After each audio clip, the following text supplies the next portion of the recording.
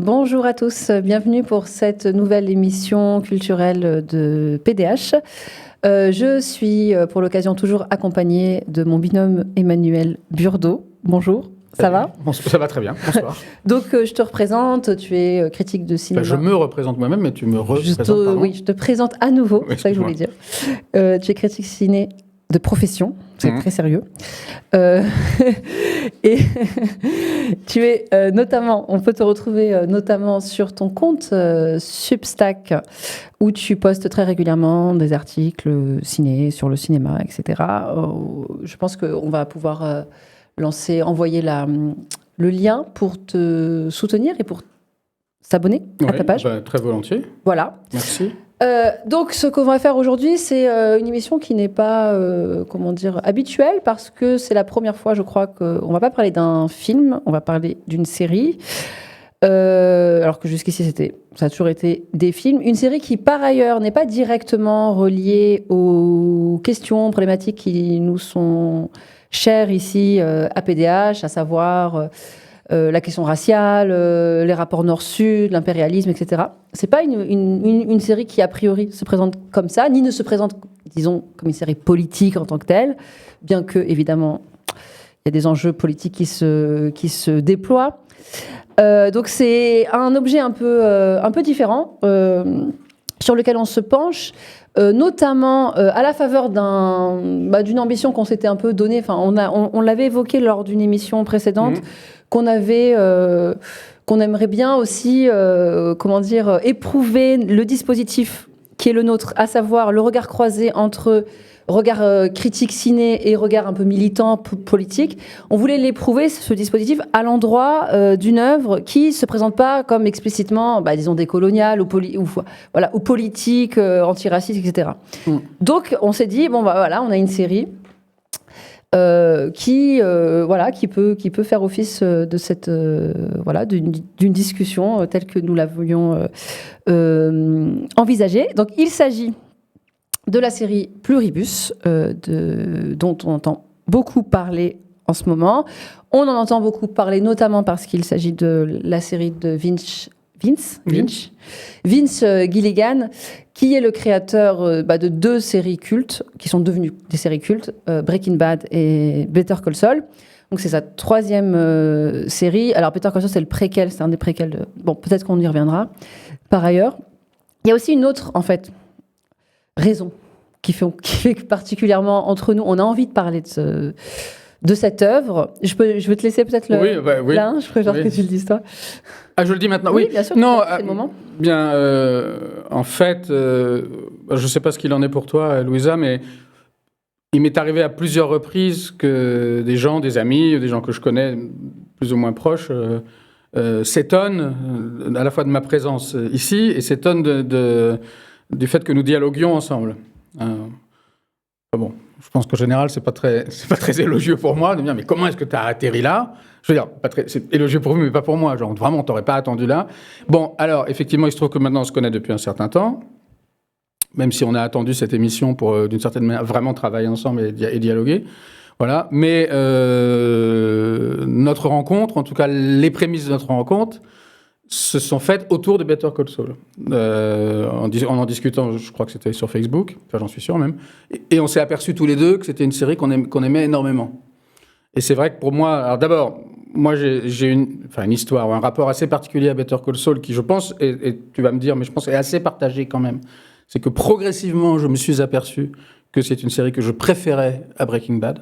Parce qu'il me semble que Better Call Saul est une série qui a été conçue pour contourner certains des écueils de Breaking Bad, et je dirais, on va en parler, Pluribus, conçu aussi pour contourner certains des écueils qui subsistaient aux yeux de Vince Gilligan et aussi aux yeux du public dans Better Call Saul. Donc chaque série, évidemment, tout le monde fait ça, mais je pense que lui le fait de manière un peu plus évidente.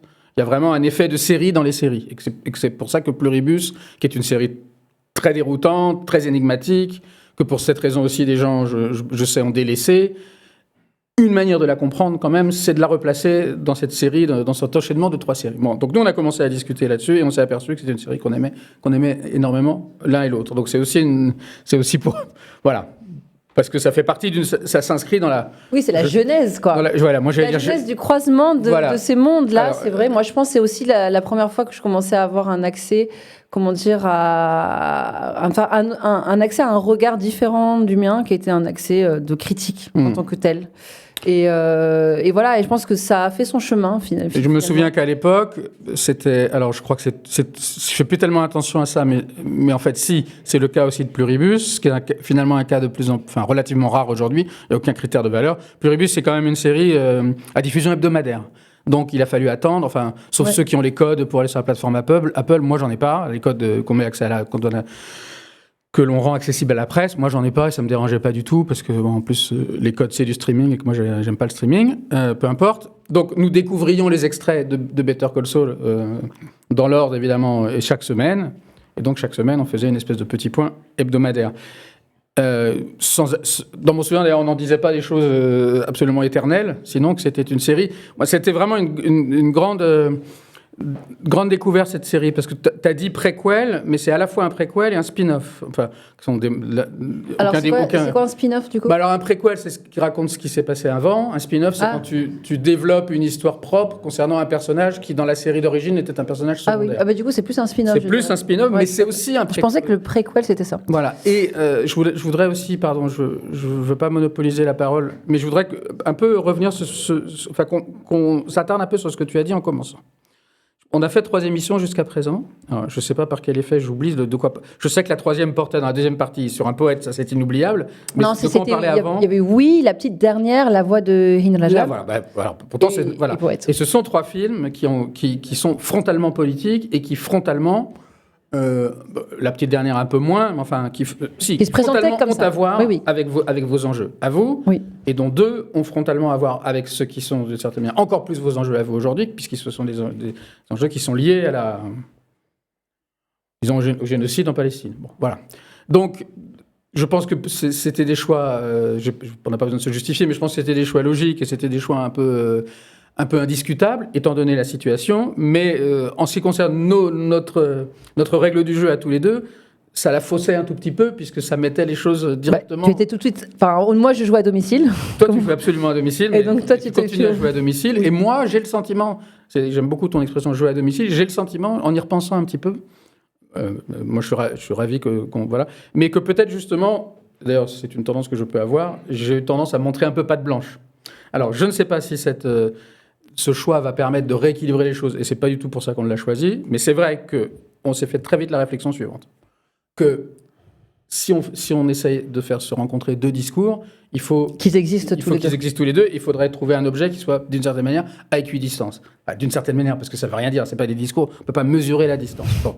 Et puis, moi, j'ai pensé à quelque chose dont j'ai eu le sentiment que ça te parlait tout de suite, c'est que c'est vrai que dans la critique de cinéma, qui a plusieurs traditions, qui a plusieurs, disons, réflexes ou plusieurs, plusieurs gestes. Il y en a un qui est bien connu, qui est très bien connu dans la cinéphilie. Alors là, c'est une série, c'est pas un film, mais c'est pas ce soir qu'on va faire cette distinction, je pense, qui est de dire que c'est pas parce qu'un film ou une série ne se présente pas comme politique qu'effectivement elle ne l'est pas. Et à contrario, c'est pas parce qu'un film affiche. C'est pas parce qu'un cinéaste affiche son appartenance à la gauche qu'il va réaliser forcément des films de gauche. Ça, il y a des exemples. Je dirais peut-être le plus grand exemple, je le dis parce que tout le monde n'est peut-être pas familier de l'histoire de la cinéphilie, et d'une certaine manière, heureusement, on va dire c'est John Ford. John Ford était un cinéaste très marqué à droite dans sa vie personnelle, mais très admiré, au contraire, par des cinéastes marxistes comme les Straub, qui ont montré que John Ford était marxiste à sa façon.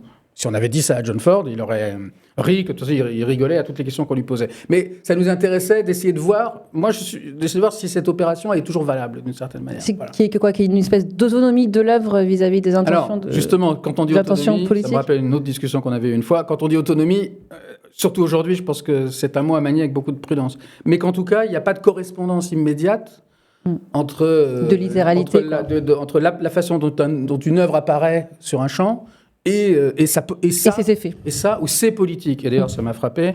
Tout à l'heure, tu as évoqué 3 thèmes. Les rapports Nord-Sud, l'impérialisme et un 3e que j'ai oublié. Et ils sont évidemment dans cette série. Ils ne sont pas au centre. Évidemment, bien sûr. Mais à commencer par les rapports Nord-Sud qui sont... On va en parler, évidemment. Donc, tu te doutes bien que j'allais t'amener sur ce terrain. J'allais t'y ramener. Alors, quand même, on va dire quelques mots sur Pluribus. Le pitch, je le pitch un petit peu. Waouh. Donc, bon, c'est une espèce de, on va dire, de dystopie. On peut dire un truc comme ça.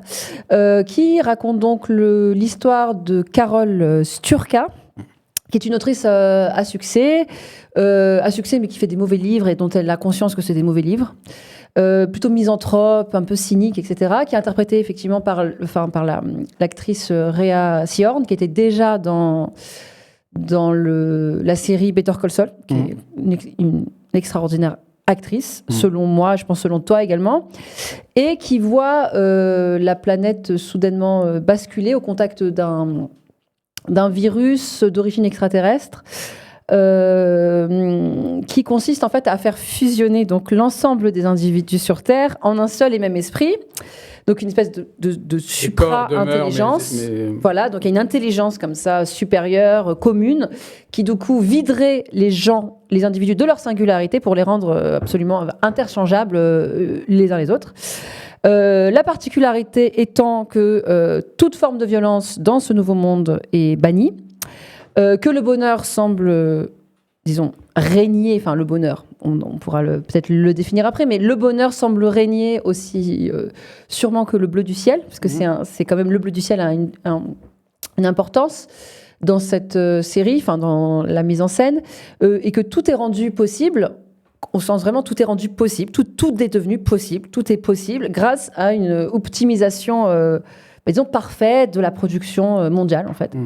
Donc en gros c'est une histoire qui raconte, ce basculement, c'est un moment où tout va bien, voilà, tout va bien, mais donc si tout va bien en fait tout va mal, c'est ce que essaie de montrer, de démontrer, pas de démontrer, mais de montrer la série. Tout va mal en tout cas pour Carole qui elle ne peut se résoudre à ce nouvel ordre.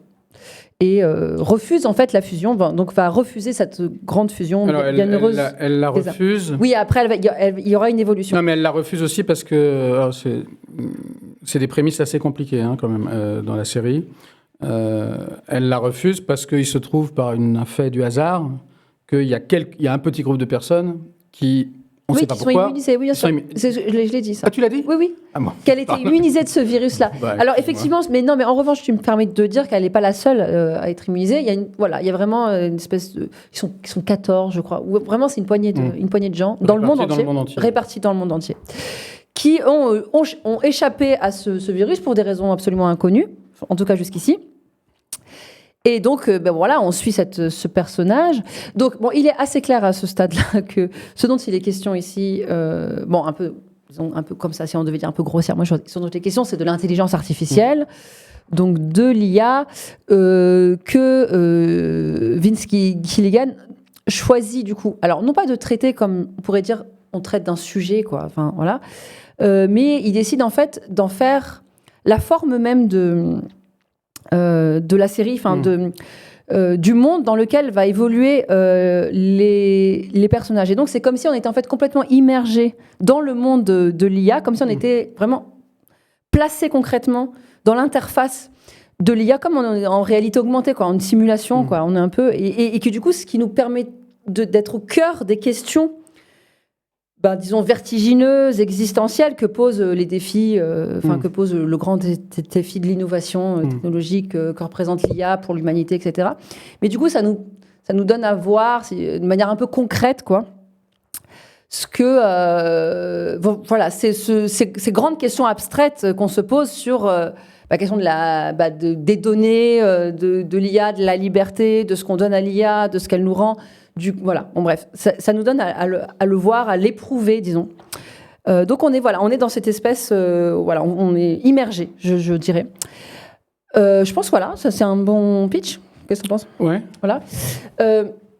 J'aimerais, pour commencer l'émission, pour rentrer vraiment dans le vif du sujet, peut-être, moi j'aime bien ta méthodologie, je pense que je vais l'emprunter à chaque fois, c'est-à-dire qui consiste un peu, tu sais, à réinscrire en fait les œuvres dans le parcours des œuvres, des autres œuvres, des œuvres précédentes auxquelles elles appartiennent, donc Breaking Bad et Better Call Saul.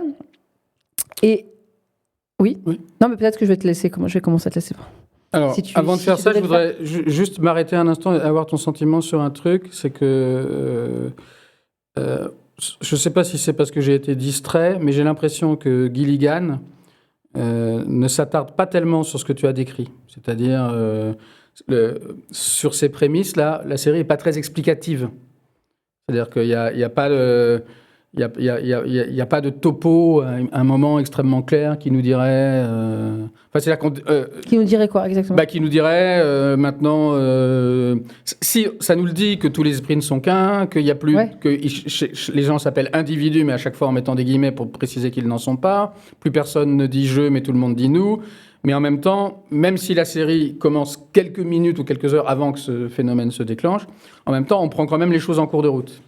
Donc, On assiste quand même au moment du basculement. Oui, on assiste au moment du basculement, mais si tu veux, il n'y a pas de moment, par exemple, sauf au tout début. Mais peut-être je me trompe. Hein. Moi, j'ai le sentiment qu'il n'y a pas vraiment de moment où, disons, Carole, puisque c'est l'héroïne, on lui explique en long, en large et en travers comment ça fonctionne, quoi. Elle va, bon, bref. Mais ça, peut-être on en reparlera. Non, mais par rapport à l'itinéraire de Gilligan, parce que c'est une série très, je pense, compliquée, pas facile à comprendre. Bon, bref. Donc, ce qui peut-être permet de mieux comprendre, déjà, c'est effectivement comment s'enchaînent les 3 séries dont il a été le showrunner, comme on dit, jusqu'à présent. Sachant qu'avant, il a aussi participé, il a été scénariste, entre autres, pour X-Files, et que certains ont noté que c'était un peu pour lui un retour à science-fiction. À la science-fiction. Mais justement, voilà, on n'est pas dans cette espèce d'imaginaire, de grands scénarios science-fictionnels qui, à chaque fois, nous rappelleraient, enfin, bref. Donc, il y a une évolution très nette, en tout cas, très nette, et que je trouve très intéressante, même, en tout cas très claire. Breaking Bad, c'était l'histoire d'un homme, d'un chimiste, génial, mais qui a quand même raté sa vie, en tout cas qui n'a pas accédé à la célébrité, à la richesse et au prix Nobel que sans doute il pouvait mériter. On en connaît d'autres, enfin qui eux l'obtiendront, le prix Nobel, mais c'est autre chose, pardon, je ne pouvais pas m'empêcher. Et donc il vivote, il est prof de chimie, le jour d'anniversaire, je vais aller vite, mais le jour d'anniversaire de ses 50 ans, il apprend qu'il a un cancer, et qu'il pense qu'il va en mourir, et que donc il décide de fabriquer de la drogue et d'en vendre, parce que le système de couverture sociale étant ce qu'il est, ce qui était déjà aux États-Unis, bon, il faut pour ça. Bon. Et l'histoire de Breaking Bad, c'est comment ce type, progressivement, qui est quand même un bon type au début, mec vraiment intelligent, c'est très clair tout de suite. Tout ce qu'il fait repose sur l'intelligence. Et d'ailleurs, je pense que c'est le trait principal des séries de Gilligan, c'est-à-dire, au fond, il n'y a que de l'intelligence, d'où peut-être l'intérêt pour lui de traiter l'intelligence artificielle. Même, j'ajouterais pour lui, il n'y a que de l'intelligence pratique. Enfin, il n'y a que de l'intelligence théorique qui s'exerce à travers des activités pratiques. Mais peut-être je vais trop vite. Donc, ce type devient progressivement un monstre, devient un tueur, un salaud. Enfin, vraiment, le mec, il se rend capable des plus grands... Vraiment, ça devient un salopard intégral. Certaines personnes, d'ailleurs, ont trouvé que Gilligan est allé trop loin. Lui a dit, évidemment, qu'il pensait que les 6 saisons, c'était bien, que c'était le bon nombre, mais peut-être certains ont pensé qu'il y en avait au moins une de trop. Et il lui a été reproché, ça c'est très clair, c'est une série qui a très très bien marché, qui a été très bien, disons, appréciée, mais il lui a été reproché de l'absence de personnages féminins forts. Et notamment, dont un personnage qui est... En particulier, l'épouse ouais. de Walter White, qui s'appelle Skyler, qui est interprétée par Anna Gunn. Comme ça arrive aujourd'hui, elle-même, personnellement, Anna Gunn a fait l'objet d'une campagne de dénigrement et d'harcèlement en ligne parce qu'elle interprétait un personnage de marâtre, enfin de rabat-joie. De Karen, on dit. De Karen, c'est quoi Karen ? Tu connais pas le phénomène Karen ? Non. Une Karen, c'est une femme blanche, d'après qui un peu petite propriétaire qui veut appeler la police dès qu'elle voit un noir passer. Enfin, tu sais, c'est un truc d'américaine blanche. Qui est inspiré d'une Karen en particulier. Non, c'est vraiment, je sais pas comment dire, c'est un truc plutôt des réseaux sociaux, non ? C'est un phénomène. On dit une Karen pour parler de ce profil de femmes qui sont absolument détestables et détestées. Oui, mais c'est exactement une Karen. Moi, je pense que le public de PDH saura exactement ce à quoi je fais référence. Mais bon, Breaking Bad a été quand même un triomphe, mais il y avait cette espèce de bémol, quoi. Et quand il fait Better Call Saul, il joue, je dirais, il y a un double contre-pied. Il décide de consacrer une série au personnage de l'avocat joué... Oh putain, j'ai vraiment des problèmes de mémoire en ce moment. Par Bob Odenkirk, qui est un ancien comique, qui avait une longue traversée du désert et qui réapparaît. Alors lui, c'est pas comme Rhea Seehorn, c'est pas quelqu'un qui n'était pas connu du tout ou très peu connu, c'est quelqu'un qui avait eu au début vraiment puis je pense qu'il est pas, qui avait vraiment totalement losé, qui, grâce à Better Call Saul, devient important. Un peu comme celui qui joue Gustavo Fring, Giancarlo Esposito, est un acteur qui avait, au début des années 90, une vraie célébrité, puis ensuite avait disparu au point où même, ça a été beaucoup raconté sur les réseaux, il vivotait, et puis là, tout à coup... Bon, bref. Donc, Better Call Saul, c'est l'histoire de comment cet avocat véreux... c'est l'histoire de cet avocat véreux. Et là, il y a un double contre-pied, c'est que moi, j'avais le sentiment, je pense que je n'étais pas le seul, et je pense que la série a été voulue comme ça, qu'on allait me raconter la même histoire que Breaking Bad, c'est-à-dire la jeunesse d'un monstre. Parce que ce type, il est... Avant d'être un monstre... Alors, l'avocat, il est hyper marrant, il a une tchatche incroyable, mais c'est quand même un salopard intégral. Donc, il est beaucoup plus marrant que Walter White, qui n'est pas drôle du tout, mais quand même. Bon, or, ce que fait Vince Gilligan de manière assez courageuse, c'est qu'au contraire, il se refuse, et c'est vraiment très fort, je trouve, il se refuse à raconter la même histoire. C'est-à-dire, il dit, je suis obligé de raconter la même, parce que regardez le mec ce qu'il est devenu, mais il arrive à nous faire croire que peut-être ce type n'est pas devenu ça, ou que s'il l'est devenu, en fait, c'est presque par hasard, ou que c'est à la dernière seconde de la série, en fait. C'est à la dernière seconde de la série. Donc, c'est pas de la genèse, c'est vraiment repousser au maximum le basculement.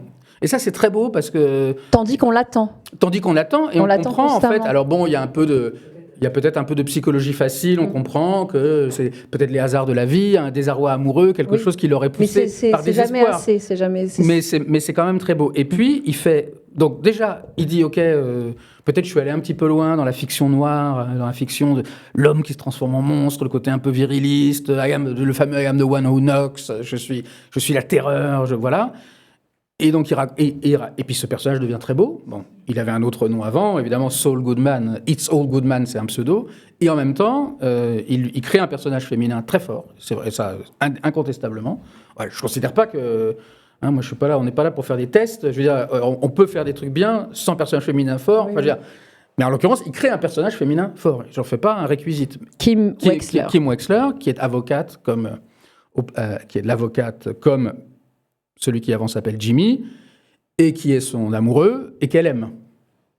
Qu'il aime et qu'elle aime. Ce qui n'est pas évident, et ça marche. Bon. Donc il y a déjà ces deux trucs. Et puis, cette actrice, Rhea Seehorn, qui avait évidemment eu quelques petits rôles avant, je ne veux pas être trop long, explose un peu. Et c'était un peu l'évidence, parce que beaucoup de gens l'ont écrit, aussi bien des journalistes que un peu tout le monde sur les réseaux. Elle était le second rôle de luxe, il y en avait d'autres. Il faudrait qu'elle soit le premier rôle. Donc là, il écrit une série pour elle, ça a été très clair. Elle tient donc le premier rôle. Et la question encore une fois, de la métamorphose du bien vers le mal, ou du mal vers le bien, en tout cas de cette métamorphose de la genèse d'un monstre, enfin cette question est remise sur le métier, mais là d'une manière, je dirais... En gros, première fois, il montre comment quelqu'un devient mauvais. Deuxième fois, il montre comment quelqu'un, d'une certaine manière, résiste au fait de devenir mauvais. Et là, il renverse encore, si on peut dire, puisque la question, c'est comment est-ce que quelqu'un va ne pas céder, ou céder quand même un peu, on ne sait pas exactement, au devenir béatitude généralisée. Et la série, elle est, enfin, je vais m'arrêter là, mais il s'est donné un enjeu quand même très compliqué. Parce que, évidemment... Gilligan, évidemment, il est pas bête au point de nous vanter les mérites de cette béatitude universelle. Bon, puisqu'il y a dans cette béatitude universelle, évidemment, un commentaire politique dont on va parler. Mais il n'est pas bête non plus au point de nous dire la vraie humanité, c'est l'humanité qui râle, c'est l'humanité qui se refuse au sourire, c'est l'humanité qui en a dans le slip, c'est l'humanité qui... Voilà. Et en même temps, ces deux possibilités, elles existent toujours dans la série. Mais c'est pas... moi, c'est des choses que je me disais en venant et que je voulais vous dire. C'est pas une série humaniste qui consisterait à dire ce qui fait de nous des humains, c'est notre capacité à faire la gueule. Et à dire non. Et à dire non, ce serait... Et à être violent aussi. Voilà, ce serait vraiment d'une bêtise totale. Mais en même temps... Mais c'est vrai que ça peut donner... Oui, il flirte avec ça. Absolument. Et il se plante parfois. Il se plante parce que parfois, il nous dit ça quand même. Mais on sent bien que lui-même, il est trop... intelligent, et puis je pense aussi, moi je dirais trop intéressé par ce qu'il fabrique avec la forme sérielle pour tomber dans ce piège-là. Mais moi j'ai vu passer plein d'articles, et j'ai même vu un article sur le final de la saison 1, puisque la diffusion est terminée, disant « Oui, la série se termine en montrant ce que l'humanité a de meilleur. » Voilà. C'est pas une série, de toute façon, tentative de définir un propre de l'humain me semble très... Enfin, c'est pas moi qui le dis, mais c'est très risqué. Et la série n'est pas là-dedans. Mais en même temps, c'est son thème, puisqu'en gros, c'est, si tout le monde est pareil, c'est quoi la différence, quoi ? C'est quoi la différence qui fait qu'un homme est un homme, ou, en l'occurrence, une femme est... Pas une femme, mais l'humanité. Bon, la série est plus compliquée que ça. Voilà. Mais en tout cas, cet arche, il est très clair dans son développement à lui.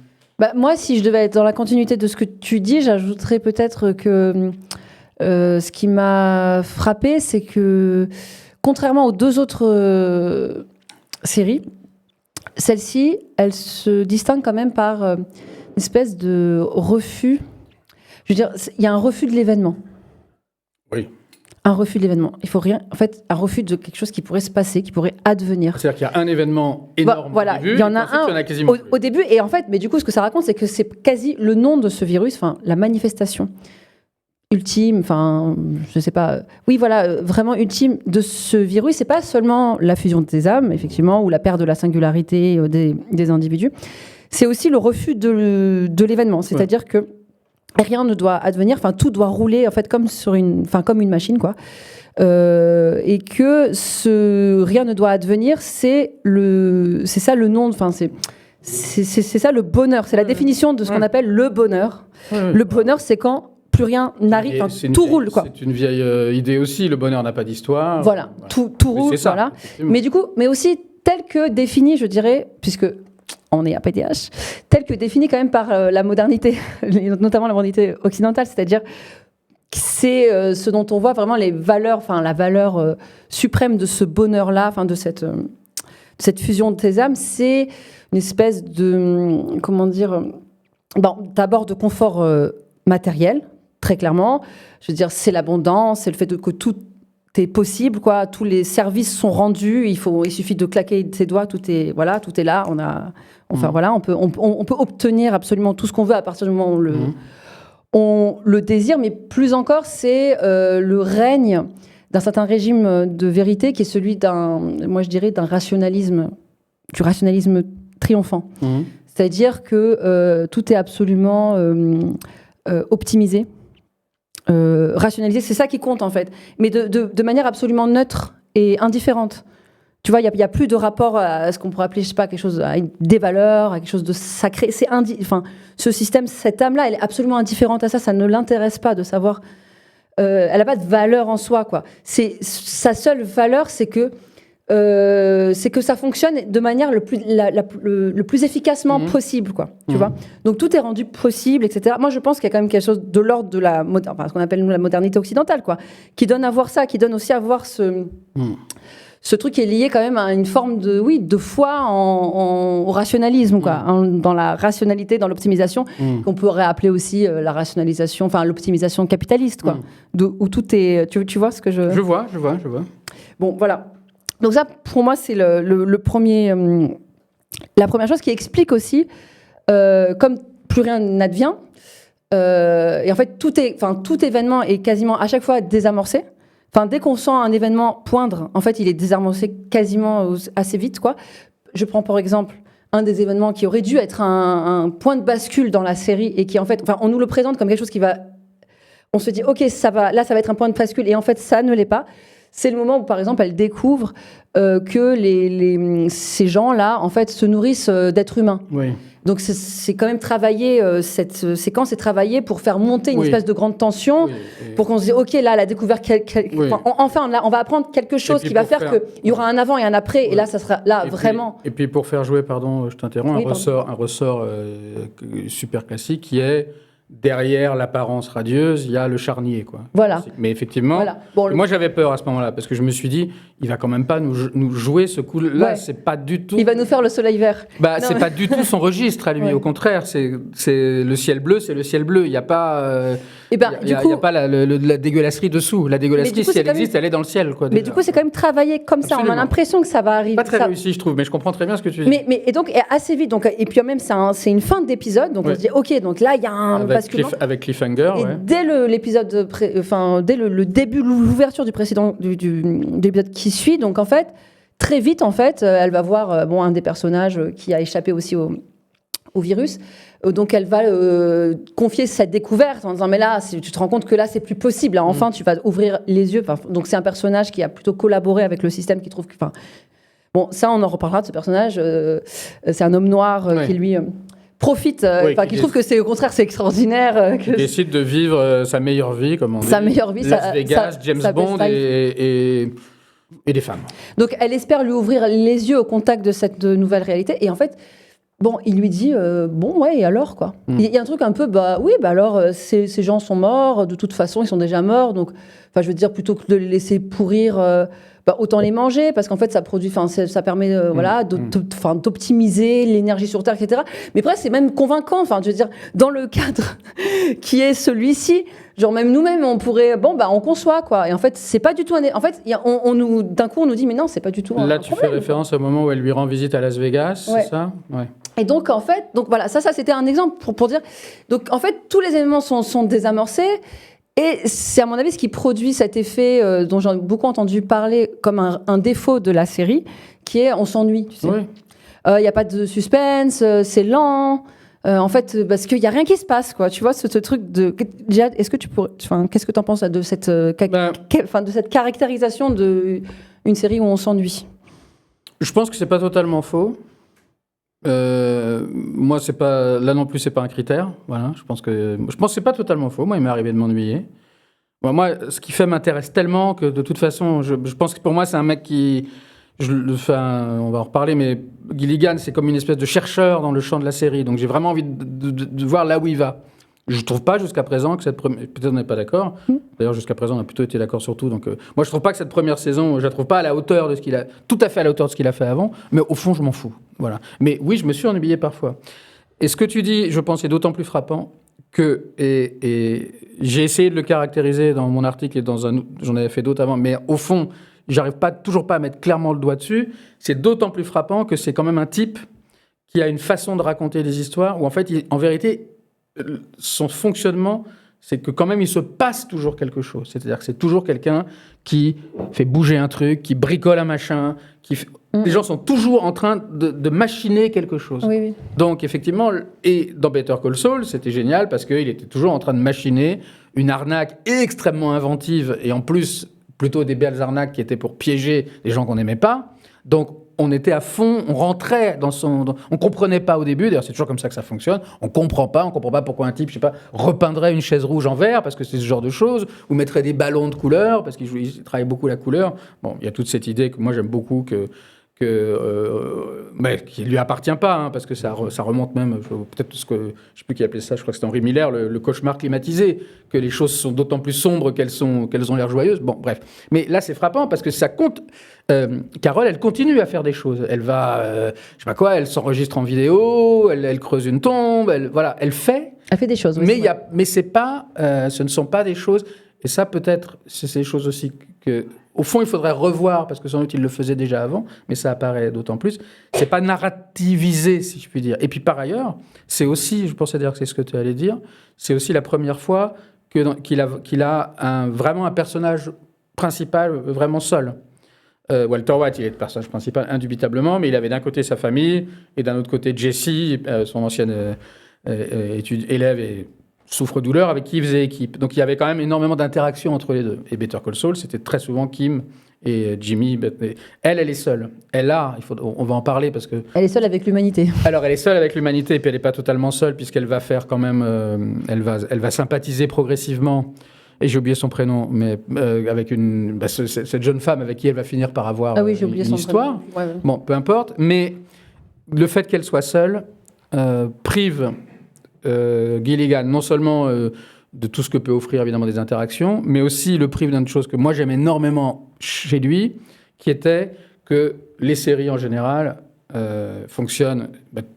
Une série par définition, presque toutes sont des séries chorales, donc tu as un peu l'histoire de machin, et puis un peu l'histoire de machin, puis un peu l'histoire du personnage A, puis un peu l'histoire du personnage B, puis un peu l'histoire du personnage C, puis on revient au personnage A. C'est comme ça les séries. Hein. Et puis après, et puis ça fait que sur l'échiquier, tout le monde a progressé d'une ou deux cases, et que parfois d'ailleurs, ça permet, si j'exagère un peu, de raconter pas grand-chose en donnant l'impression que s'est passé beaucoup de choses parce que l'aller-retour crée des effets de mouvement. Et lui avait complètement cassé ça. C'est-à-dire que dans Better Call Saul, et déjà dans Breaking Bad, mais encore plus dans Better Call Saul, s'il y avait un truc que faisait Jimmy, ça durait un quart d'heure. Et puis après, s'il y avait un truc que faisait Gustavo Fring, ça durait un quart d'heure. Puis après, il y avait un truc que faisait Kim, ça durait un quart d'heure. C'est-à-dire que c'était des blocs. C'était on va dire, des blocs de 10 minutes et pas un bloc de 2 minutes 30, un bloc A de 2 minutes 30, un bloc... Voilà. Donc, lui, il vraiment, de toute façon, tout fonctionne chez lui par unité autonome, là, pour le coup. Voilà. Et ça, forcément, il n'y a plus d'aller-retour, en l'occurrence. Et d'ailleurs, lorsqu'il y en a, ça m'offre peut-être une transition vers un autre aspect, lorsqu'il y en a, là encore, pour moi, ça pose un peu question, même si ça me passionne énormément. Alors, à quoi je pense ? Tu penses à quoi, oui ? Je pense... Alors, ils sont une douzaine, à peu près, au départ, à être... je ne sais pas comment on a fait, à avoir échappé au truc. Bon. Et cette douzaine, elle est répartie dans le monde entier. Bon. Donc ça donne lieu à, je crois que c'est dans le deuxième épisode où on les réunit. Bon, moi j'ai trouvé ça assez raté. On les réunit. Je sais que l'épisode commence à Tanger. On les réunit dans un endroit plutôt exotique, plutôt paradisiaque, quoi, avec en tout cas un imaginaire. Ça commence dans un aéroport. Ils se rencontrent sur le tarmac, dans un aéroport. Avant de prendre ce fameux avion. Voilà, après de prendre, je crois, c'est les Air Force One qu'on a mis. Voilà, et puis ils vont dans un endroit hyper agréable pour déjeuner et faire le point. Bon, il y a ça. Mais il y a aussi, je crois que c'est cet épisode qui commence à Tanger, où on voit apparaître pour la première fois, il faudra retrouver son nom, celle qui va devenir un personnage important. Il y a un autre épisode qui commence au Paraguay, avec Manuzos. Il y en a un autre qui commence au Pérou. Oui, dans des pays du Sud, quoi. Voilà, tu m'as vu arriver, dans des pays du Sud. Alors que Carole est une Américaine blanche. Blonde aux yeux bleus. Et qu'il me semble que dans les interrogations... Peut-être que c'est fait tout seul, Gilligan, ou qu'on lui a fait eux. Il y avait aussi cet aspect-là. Je me pose la question encore. Lui, son truc, c'est le Nouveau-Mexique. C'est Albuquerque, donc c'était Breaking Bad, Better Call Saul. Là, c'est de nouveau Albuquerque. C'est le même décor, oui. Avec même le gag, qui a le vrai maire d'Albuquerque qui apparaît à un moment. Bon, bref. Et puis, il y avait dans Better Call Saul et dans Breaking Bad des allers-retours avec le Mexique, puisque le Nouveau-Mexique, c'est pas très loin. Bon. D'ailleurs, Vince Gilligan a expliqué qu'une des raisons pour lesquelles il met tourné au Nouveau-Mexique, c'est que c'était très avantageux d'un point de vue fiscal. Mais là, il a voulu ouvrir. Alors, bon, il a voulu ouvrir au monde entier. Je ne sais pas ce que tu penses de ce... Bon, alors, d'abord, peut-être sur le Nouveau-Mexique comme décor privilégié de Gilligan. Bon, moi, ça, je trouve ça... pardon, moi, je l'adore. Oui, tu adores. Mais du coup, ce que je veux dire, ça peut pas être anodin. Je veux dire, je crois pas que c'est simplement lié à des raisons. En tout cas, ça a des effets sur la narration. C'est pas juste fiscalement avantageux. Non. Parce que quand même, ce que ça raconte, c'est il filme dans les marges de l'Empire. Absolument. Tu vois, c'est la zone frontière entre les Blancs et les Latinos, les Mexicains, etc. Absolument. Et ces gens-là, ils prennent part à l'histoire. Jamais le point de vue est jamais véritablement le leur. C'est toujours, quand même, on est toujours du côté de... Bon, il y avait quelques moments dans les deux séries précédentes où on suivait des personnages, notamment les deux frères jumeaux, qui font une remontée depuis le Mexique. Il y avait mais t'as absolument raison. C'est quand même un sud, enfin le Mexique, etc., c'est quand même un sud qui est filmé comme une espèce de projection quand même de fantasmes du Nord. Enfin, tu vois, c'est quand même constamment lié donc à la criminalité, à la violence... Ou à la débrouille, quoi. Ouais. Et donc, on est dans cette zone... Enfin, je veux dire, ça sert à ça, quoi. C'est cet espace qui sert à... Et puis, comme tu disais, comme l'obsession de Gilligan, c'est de raconter le basculement entre du bien au mal. Du coup, cette frontière est franchie géographiquement pour pouvoir raconter aussi la frontière morale qui est franchie. Du coup, c'est un espace dans lequel les Blancs vont s'ensauvager, entre guillemets, mais s'ensauvager aussi pour, en fait, avoir à répondre aussi de quelque chose qui leur est fait, qui est que c'est pas des Blancs...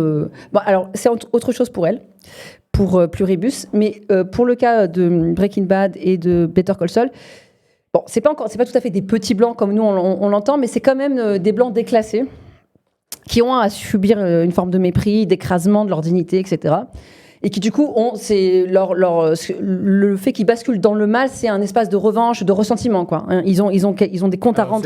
C'est très clair effectivement pour Walter White dans Breaking Bad. Mais aussi quand même, je veux dire, il a son truc avec son frère, avec cette entreprise là, l'entreprise de son frère. En fait, il est quand même coincé aux portes de la respectabilité du droit. Oui. Il n'arrive jamais à s'imposer comme un avocat respectable. Non, mais tu as absolument raison. Mais je dirais d'un point de vue, disons, d'imaginaire, ou même j'oserais dire d'iconographie, c'est pas la même chose. Parce que Jimmy Saul, lui, c'est le flambeur. Donc, c'est le mec qui rêve d'avoir des super voitures et de s'habiller. Oui, mais c'est une forme quand même. Alors que Walter White, pour des raisons qu'on comprend parce qu'il doit se cacher, il reste, et ça c'est très beau dans la série, jusqu'à la fin, même lorsqu'il est. Oui. Il est noyé littéralement sous la thune, il reste avec sa voiture cacadois et son pavillon de nul. Oui, mais bon, il fait quand même. Je veux dire, il a exercé une espèce de comment dire, il a essayé de récupérer sa dignité. Bien sûr. À un endroit qui est quand même celui de la violence, criminalité, etc. Au contact, en fait, nous ce qu'on appellerait les indigènes, au contact des non-blancs. Donc il y a toujours ce récit-là, quand même. C'est au contact des non-blancs qui vont se mettre alors, c'est leur récit. Parce qu'il y a Jesse qui est vraiment lui aussi, qui est un blanc de chez Blanc. Ouais. Bon, il y a Gustavo Fring, non, c'est pas le cas. Mais c'est client, quand même, je veux dire. Mais c'est client, oui. Et puis tu as raison, il y a aussi. C'est toujours ces clients enfin, tu vois, c'est ce contact-là qui le rend, qui lui donne un peu une espèce de panache, quoi. Oui, et puis. C'est à l'endroit de cette frontière-là qu'il se remet à regagner une espèce de panache. Sinon, c'est un petit blanc un peu raté, quoi. Ah, ben, totalement raté. C'est un loser. Mais oui, mais du coup, il cesse un peu d'être un loser, paradoxalement, au contact de ce truc-là. Donc, à la fois. Je voulais juste ajouter une chose dans ton sens, parce que dans Breaking Bad, il y a justement sur le versant du ressentiment, il y a un truc très savoureux qui est la vengeance qu'il obtient auprès de son ancien je sais pas comment dire, de son ancien copain d'études, qui lui a créé un laboratoire, je sais pas, qui s'appelle Grey Matter, qui est devenu une espèce de scientifique hyper riche. Oui. Et déjà, Walter White estime qu'en gros, il lui a piqué ses idées, si je comprends bien. Et on voit bien que cette respectabilité, il aurait aimé l'obtenir, mais en même temps, aujourd'hui, il l'a conchie totalement. Mais tu vois, après, je veux dire, le côté un peu, on va aller dans ce monde-là, qui est normalement, en fait, encore une fois, une espèce de fantasme qui fait un peu peur, les Blancs, tu vois, cette barbarie-là. À son contact-là, en fait, on va nous récupérer en gros nos couilles, quoi, c'est ça.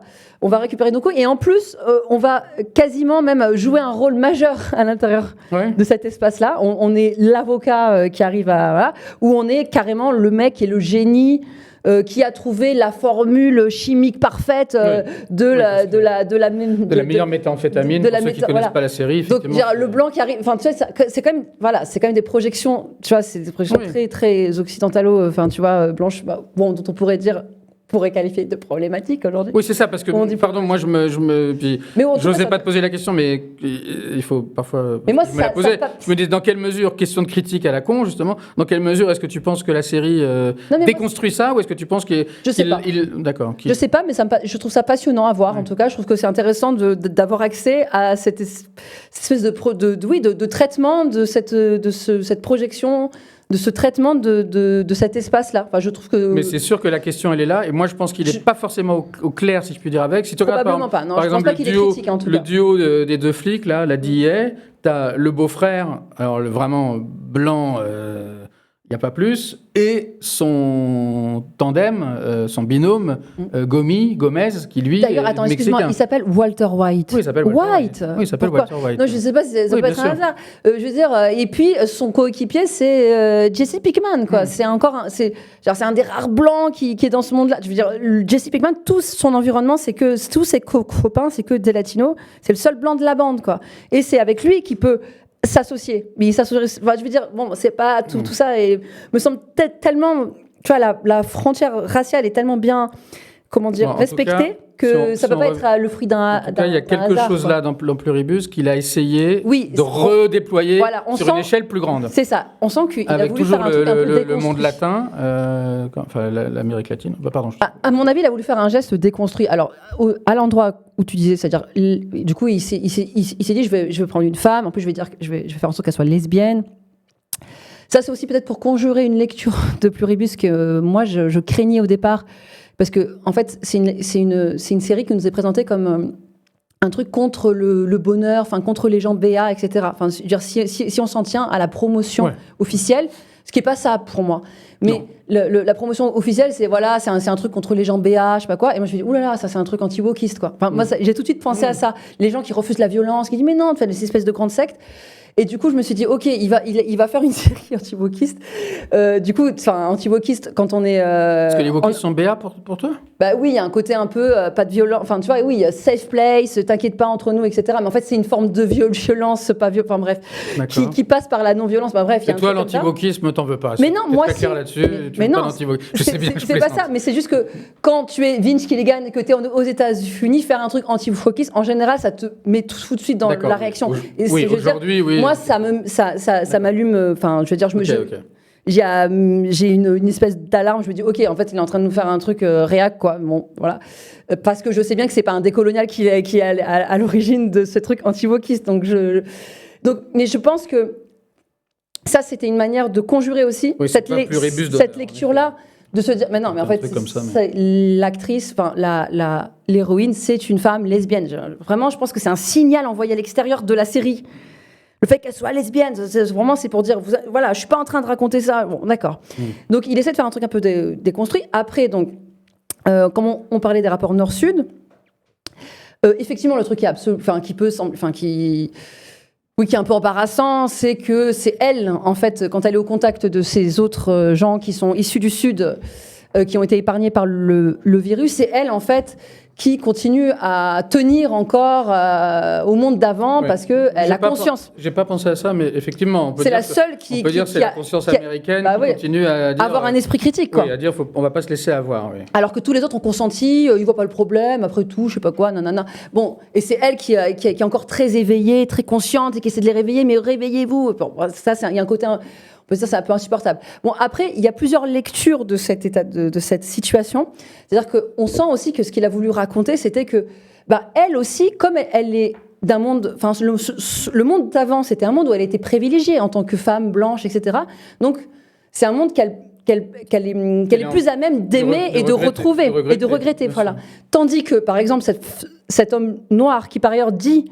Non, mais moi, en fait, là, il n'y a plus de racisme. Je t'explique, je peux faire tout ce que je veux, alors que... tu as pas... En fait, on n'a pas vécu la même vie. Donc, moi, j'ai pas à regretter ce monde-là, quoi. Et je suis très heureux et je vais profiter, enfin, de ce dont on m'a privé à ton profit. Voilà, il n'y a pas ta morale, là, tu te la gardes, quoi.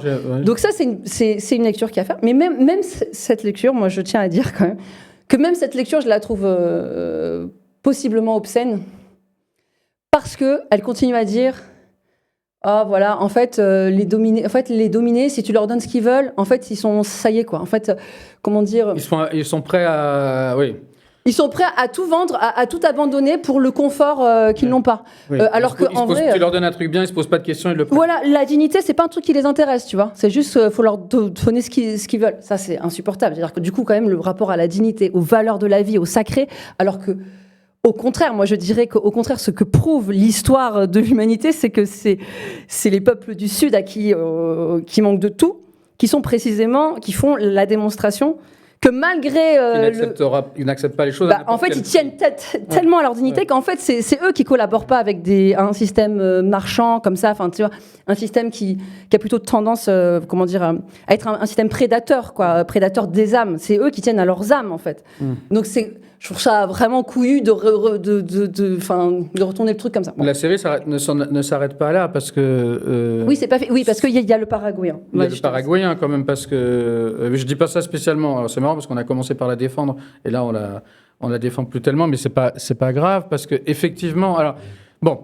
Moi, je peux être virulente vis-à-vis de choses que j'aime beaucoup. Ah non, mais absolument. Non, mais ça veut pas dire que j'aime pas la série, en fait. C'est un peu. En fait, je l'aime aussi, mais je l'aime pour pouvoir penser ce genre de choses. En fait, elle m'aide à penser des trucs. Mais moi, par rapport au fait, à ce groupe-là, d'une 12-13 personnes qui est répartie un peu partout dans le monde, et en même temps, si on avait été vraiment sérieux, mais on n'est pas là non plus pour faire du fichage, si je puis dire, on aurait vraiment regardé de quelle nationalité ils sont tous, et j'ai le sentiment que il y a peut-être une autre personne qu'elle à être vraiment d'une grande puissance, on va dire genre G7, tu vois, France, Angleterre, Canada. vraiment puissance occidentale de base, et qu'en fait tous les autres sont quand même dans des pays qui sont dans des pays du Sud ou du Sud même. Je sais pas si, du Sud qui est pas forcément au Sud, mais qui est Sud global, quoi. Sud global. Bon, donc pour moi, c'est un premier effet, c'est que ça a l'effet que tu dis, que tu as très bien décrit. Ça a aussi un effet, je dirais, encore une fois, je dirais iconographique, c'est que ça donne parfois des scènes un peu world. Tu vois, avec toutes les nationalités, toutes les langues. Parce que comme évidemment il est conséquent, on entend toutes les langues. Donc je sais pas, il doit y avoir un peu d'inuit, un peu de... Là c'est moi qui suis dans les clichés, mais on est quand même là-dedans. Des langues très compliquées. Parce qu'à un moment elle dit, oui, je vais pouvoir parler avec lui, je parle sa langue. Mais non, parce qu'un tel il parle une langue, il y a une péruvienne. Bon voilà, donc ça fait un truc un peu world, tu vois, genre... ce qu'on appelle plus aujourd'hui, mais ce qu'on appelle à une époque, on a vraiment appelé le cinéma world, le côté un peu Benetton, tout le monde est là, puis chacun est dans est porteur de manière extrêmement visible de son appartenance culturelle. Voilà. Donc ça, moi, j'ai trouvé que c'était... Les conversations se font en anglais aussi. C'est ça. Alors, c'est pas rien, ça. Non, les conversations se font en anglais. D'ailleurs, c'est la première chose qu'elle demande, comme une espèce d'exigence. Alors, pas tout de suite, parce qu'au début, il y a des trucs de traduction. Oui, mais au début, tu sais, dès qu'elle les voit à l'aéroport, c'est son premier truc, qui parle anglais, quoi. Genre, il y a un côté, genre, qui parle anglais, et donc, en fait, c'est avec eux qu'on va commencer, le dialogue va se... C'est vrai. Alors, bon, ça appellerait d'autres remarques, parce que sur cette question question de... Non, mais elle évolue, c'est un personnage qui va évoluer, mais au début, elle est dans un esprit très... mais sur cette question des langues et du temps, par exemple, parce que, évidemment, si Gilligan avait voulu filmer la conversation de telle manière que tout le monde se comprenne, ils sont 12 à parler chacun des 12 langues différentes, et peut-être, je sais pas, 3 ou 4 parlent anglais, ça aurait fait une scène de 5 heures. Bon. Ça n'explique pas tout. Oui. Je dis ça parce que, par ailleurs, il est capable de perdre du temps de manière assez géniale. Par exemple, le gag le plus fort de la série, mais aussi le plus pénible, qui est voulu comme pénible, c'est le moment où il y a un moment où Carole a semé la panique, et en fait on comprend que ces individus qui n'en sont pas, ils supportent pas la violence. Donc à un moment, elle se les est aliénés quand même, parce qu'elle a fait un truc violent, donc ils ont décidé tous de prendre leur distance. Et donc à chaque fois qu'elle appelle désormais pour demander un truc, en général, il suffit qu'elle décroche son téléphone, qu'elle appuie sur un petit bouton, et elle peut demander tout ce qu'elle veut, comme on le fait à ChatGPT, sauf que là, en plus, c'est un ChatGPT qui t'apporterait une pizza, disons, ce qui ne devrait pas tarder à arriver. Et là, elle tombe sur un message. Alors moi, je suis fier de moi, parce que j'ai reconnu tout de suite quelle était la voix du message, qui est celui qui jouait Howard dans Better Call Saul, l'avocat tiré à 4 épingles, qui finit tué dans le truc, qui a Patrick Fabian, qui est un acteur génial, mais qui joue le rôle vraiment d'un blaireau total, mais vraiment, lui, justement, il était tout sourire, mais là, c'était exactement ça. Oui, c'était exactement lui. Bon, voilà. Et il dit un message qui est assez long, puisqu'il dit, je sais pas quoi, Carole, on vous apprécie toujours, nos sentiments à votre égard n'ont pas changé, mais vous comprendrez qu'après ce qui s'est passé, on a besoin de prendre un peu de vos distances. Cela étant, on est quand même à l'écoute de vos demandes. Donc ça dure 25 secondes, quelque chose comme ça. Et à chaque fois qu'elle appelle, le message est en intégralité. Voilà. Donc ça veut dire qu'il est capable bon bref. Et par ailleurs, il y a aussi au moment où la rencontre a lieu avec le Paraguayen, le Paraguayen, Manuzos, où ils discutent, puisque elle parle pas espagnol ou très mal, ce qui peut-être d'ailleurs est pas si vraisemblable que ça, j'en sais rien, pour quelqu'un qui veut Nouveau Mexique, j'en sais rien, mais en tout cas il choisit qu'elle parle très mal espagnol, et ils ont donc une conversation via, ça doit être Google Trad ou j'en sais rien, parce que voilà, et donc là aussi, il accepte de perdre son temps, puisque chaque réplique est entendue 2 fois, en anglais puis en espagnol puis en anglais. Mais on le voit aussi, tout au long de la série, apprendre l'anglais, tout seul, avec un livre, quoi. Non, mais c'est pas rien, tu vois. Il fait cet effort, et c'est compliqué. C'est nul, cette série, en fait. Non, mais tu vois, il fait un truc, genre, c'est lui qui, voilà, il faut qu'il aille au contact. Alors, effectivement, c'est lui qui va lui rendre visite, il apprend l'anglais. Il est prêt à mourir, enfin, je veux dire, il risque sa vie, il apprend l'anglais. Bizarrement, cet anglais ne lui est d'aucun usage quand il arrive, alors qu'il passe son temps à... Et alors, puisqu'on est là-dedans, puisqu'on est vraiment entré dans ces questions, j'ai vu quelqu'un qui commentait, puisque c'est une série, il y a des gens qui n'ont pas aimé, j'ai vu quelqu'un qui commentait sur Instagram et qui disait, oui, quand même, ça reconduit les clichés parce que la femme blanche est intelligente et hyper débrouillarde, et l'homme qui vient du Sud est sauvage. Ah non, je suis pas d'accord, par contre. Ça, c'est faux, puisque ce mec, c'est quand même lui... C'est le grand personnage. Hein. Bon, c'est quand même lui qui déchiffre le truc. C'est un grand personnage. Donc, on pourrait dire, ok, donc c'est l'homme qui est intelligent, mais en tout cas, c'est pas... Voilà, il n'est pas du tout présenté comme un neuneu qui vient... En même temps, c'est vrai, t'as raison, c'est quand même lui qui fait tout le voyage. Alors, c'est assez beau, le voyage. Et c'est très beau. Non, mais moi, je trouve que ce personnage, je pense que c'est le plus beau pour l'instant, c'est le plus beau personnage de la série. Par ailleurs, il a une série. Spécificité, si on continue cet examen qui est toujours très passionnant du rapport Nord-Sud, il a une spécificité par rapport à elle. Outre le fait qu'il arrive à décoder cette fameuse fréquence et qu'on pense que si jamais l'ordre des choses va s'inverser et revenir, ce sera, disons, grâce à lui. Mais aussi, lui, il tient, d'une certaine manière, à maintenir les choses telles qu'elles étaient avant, d'une manière qui est désormais absurde, mais évidemment, il a conscience de cette absurdité, puisqu'il paye chacune des choses qu'il obtient. D'essence, ou je ne sais pas, qu'elle n'a pas. Parce que lui, il paye. Ouais. Et de manière, à chaque fois, évidemment, pour rien. Il comprend quelque chose. Non, mais je pense qu'il comprend quelque chose. En plus, donc, il paye, je précise pour ceux qui il paye l'hôpital, il paye l'essence, il paye au centime près. Quoi. Mais tu sais, c'est comme on dit, en fait, tout ce que vous donnez, si vous le donnez... tout ce que vous recevez, si vous le recevez gratuitement, c'est que c'est vous le produit. Voilà, ce fameux truc. En fait, vous donnez c'est gratuit, c'est vous le produit. Oui, bien sûr. Ça, et donc, c'est un fameux... Enfin, c'est un truc, c'est un rapport à la consommation qu'on connaît un peu, tu vois. C'est à la fois... à la fois décroissant, à la fois survivaliste, à la fois. C'est gratuit, c'est vous. Moi, je donne. Non, mais c'est vrai, c'est la première fois que je le comprends aussi bien. T'as raison. C'est ça. Il y a aucune donnée de moi. Que je veux rien. Je veux pas du tout être endetté vis-à-vis de vous, parce que tout ce que je vous donne, je sais que ça sera une prise que vous aurez sur moi. Et donc ma liberté, je la négocie en maintenant cette espèce de grande. Je te redonne. Enfin, je te redonne. J'ai pas besoin de te la redonner, mais en parallèle de ça. Moi, il y a une scène qui est ma préférée, dont je parle dans l'article, qui est ma préférée, et je vais évoquer très rapidement parce que je pense qu'on pourrait y passer beaucoup de temps, mais qui est vraiment le pendant de ce que tu décris là, moi, c'est la scène qui m'a fait aimer la série, vraiment. À partir du moment où je me suis dit, OK, c'est bon, on n'y touche plus, c'est quand elle va faire ses courses. Okay. Elle va faire ses courses. Alors, je sais pas, c'est une chaîne de magasins qui a un nom. Quand j'ai fait l'article, j'ai pas voulu rechercher, peu importe, parce que je pense que ça veut dire quelque chose dans l'imaginaire américain. Moi, je connais pas. C'est une espèce d'épicerie, grande épicerie, mais c'est pas Lidl, si tu veux. C'est un truc quand même un peu. C'est pas Lidl. C'est un truc. C'est un grand magasin, mais c'est chic. Elle arrive. Tous les rayonnages sont vides. Et dans la situation où elle est. On est suffisamment avancé dans la série pour comprendre qu'il suffirait qu'elle décroche, qu'elle dise « Bon, j'étais venu acheter 2 kilos de patates, un Snickers et je sais pas quoi, et du vin blanc. » Non, elle fait pas ça. Elle dit « Moi, je suis venu faire mes courses, il y a un problème là, les rayons sont vides. » Les rayons sont vides, je crois qu'on sait pourquoi, puisqu'ils se nourrissent d'autres choses. Donc à la limite, on pourrait même considérer que c'est plutôt bien de leur part d'avoir vidé les rayons, ça permet que les choses ne se gâchent pas. Et donc là, tu as une scène vraiment gilliganissime où tout à coup, le monde se met en marche. C'est toujours ça, le monde se met une sorte d'automatisation mais dans le bon sens du terme aussi, parce que c'est un moment un peu joyeux. Et donc tu as des camions qui arrivent et des gens qui descendent avec des cajots, des cartons et trucs pour voir Il y a un côté Playmobil. Il y a toujours un côté Playmobil chez lui, mais c'est exactement ça. Et d'ailleurs, les couleurs et tout sont un peu le truc est rempli. Et d'ailleurs, avant, elle, c'est là où effectivement on voit qu'elle n'est pas comme l'autre. Hein, c'est qu'avant, en plus, quand elle a téléphoné, elle a dit vous en aurez pour combien de temps ? En gros, moi, pendant ce temps-là, je vais me faire un spa ou tu vois, je vais pas en plus attendre pendant que les gens bossent. Je vais pas perdre mon temps. Et donc, une fois que tout a été remis en ordre, elle fait ses courses. Alors moi, je trouve cette scène géniale parce que je trouve cette scène absolument. Mais pourquoi ? Vas-y, dis-moi.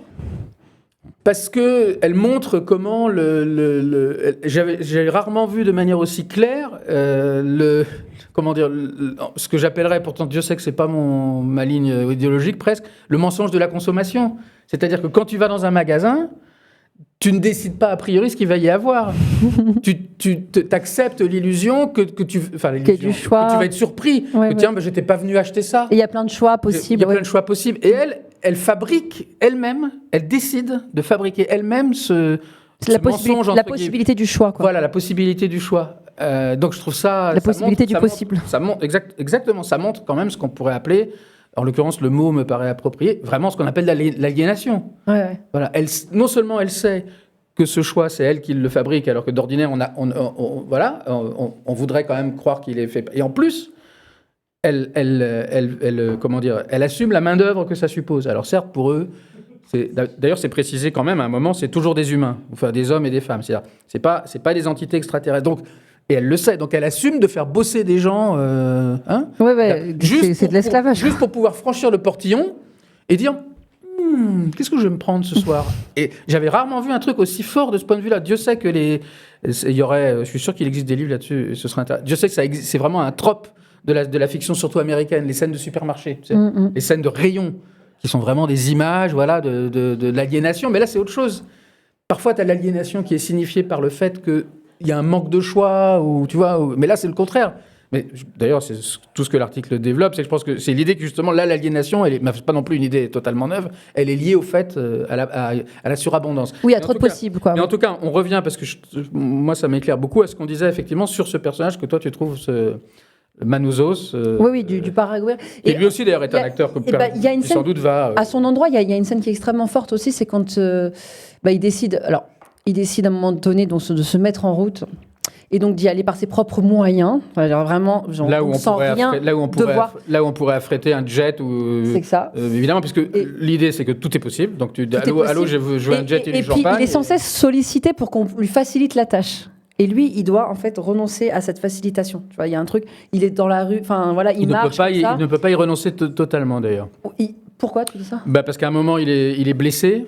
Et oui, donc, là, c'est parce que là, il est plus conscient. Donc, au moment donné, il est soigné. Il est blessé sur une sorte de cactus, je sais plus. Mais... Voilà, il est soigné contre son gré, quoi, quasiment. Mais tu vois, comme à un moment donné, il marche dans la rue, il marche, il a une longue route, il est fatigué, je sais pas quoi. Mais donc, là, il y a un camion qui passe, et il y a un gars qui parle sa langue. En plus, parce qu'ils prennent l'apparence de choses qui sont désirables, enfin, en tout cas, qui créent plutôt un capital sympathie, puisqu'ils connaissent l'âme des gens. Oui, puis par ailleurs, ça peut être de même que pour Carole, ça peut être des gens qui connaissaient. Voilà. Qui connaissent toujours. Des amis, des collègues. Si tu veux, etc. Donc, ça, évidemment, moi, après, c'est peut-être un peu littéral comme ça, mais j'ai tout de suite pensé à ça. C'est vraiment, c'est les notifications. Tu vois, en fait, on peut te faciliter la tâche. Ça peut aller beaucoup plus vite si tu veux. Tu veux pas qu'on t'appelle un taxi, en fait, tu vois, il y a un truc.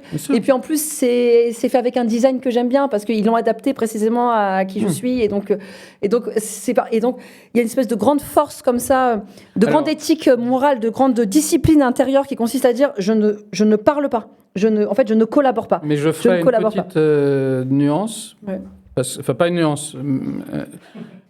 Parce que le monde dans lequel évolue Carole, bien que ce soit le Nouveau-Mexique, peut-être le Nouveau-Mexique met une petite différence, on va dire c'est ce monde des notifications. C'est le monde tout propre, justement, c'est pour ça que moi je trouve très important le motif du ciel bleu, c'est vraiment le monde Apple, le monde hyper clean. C'est le ciel écran. Voilà, c'est exactement écran ça. Microsoft. Exactement, sauf que lui, non.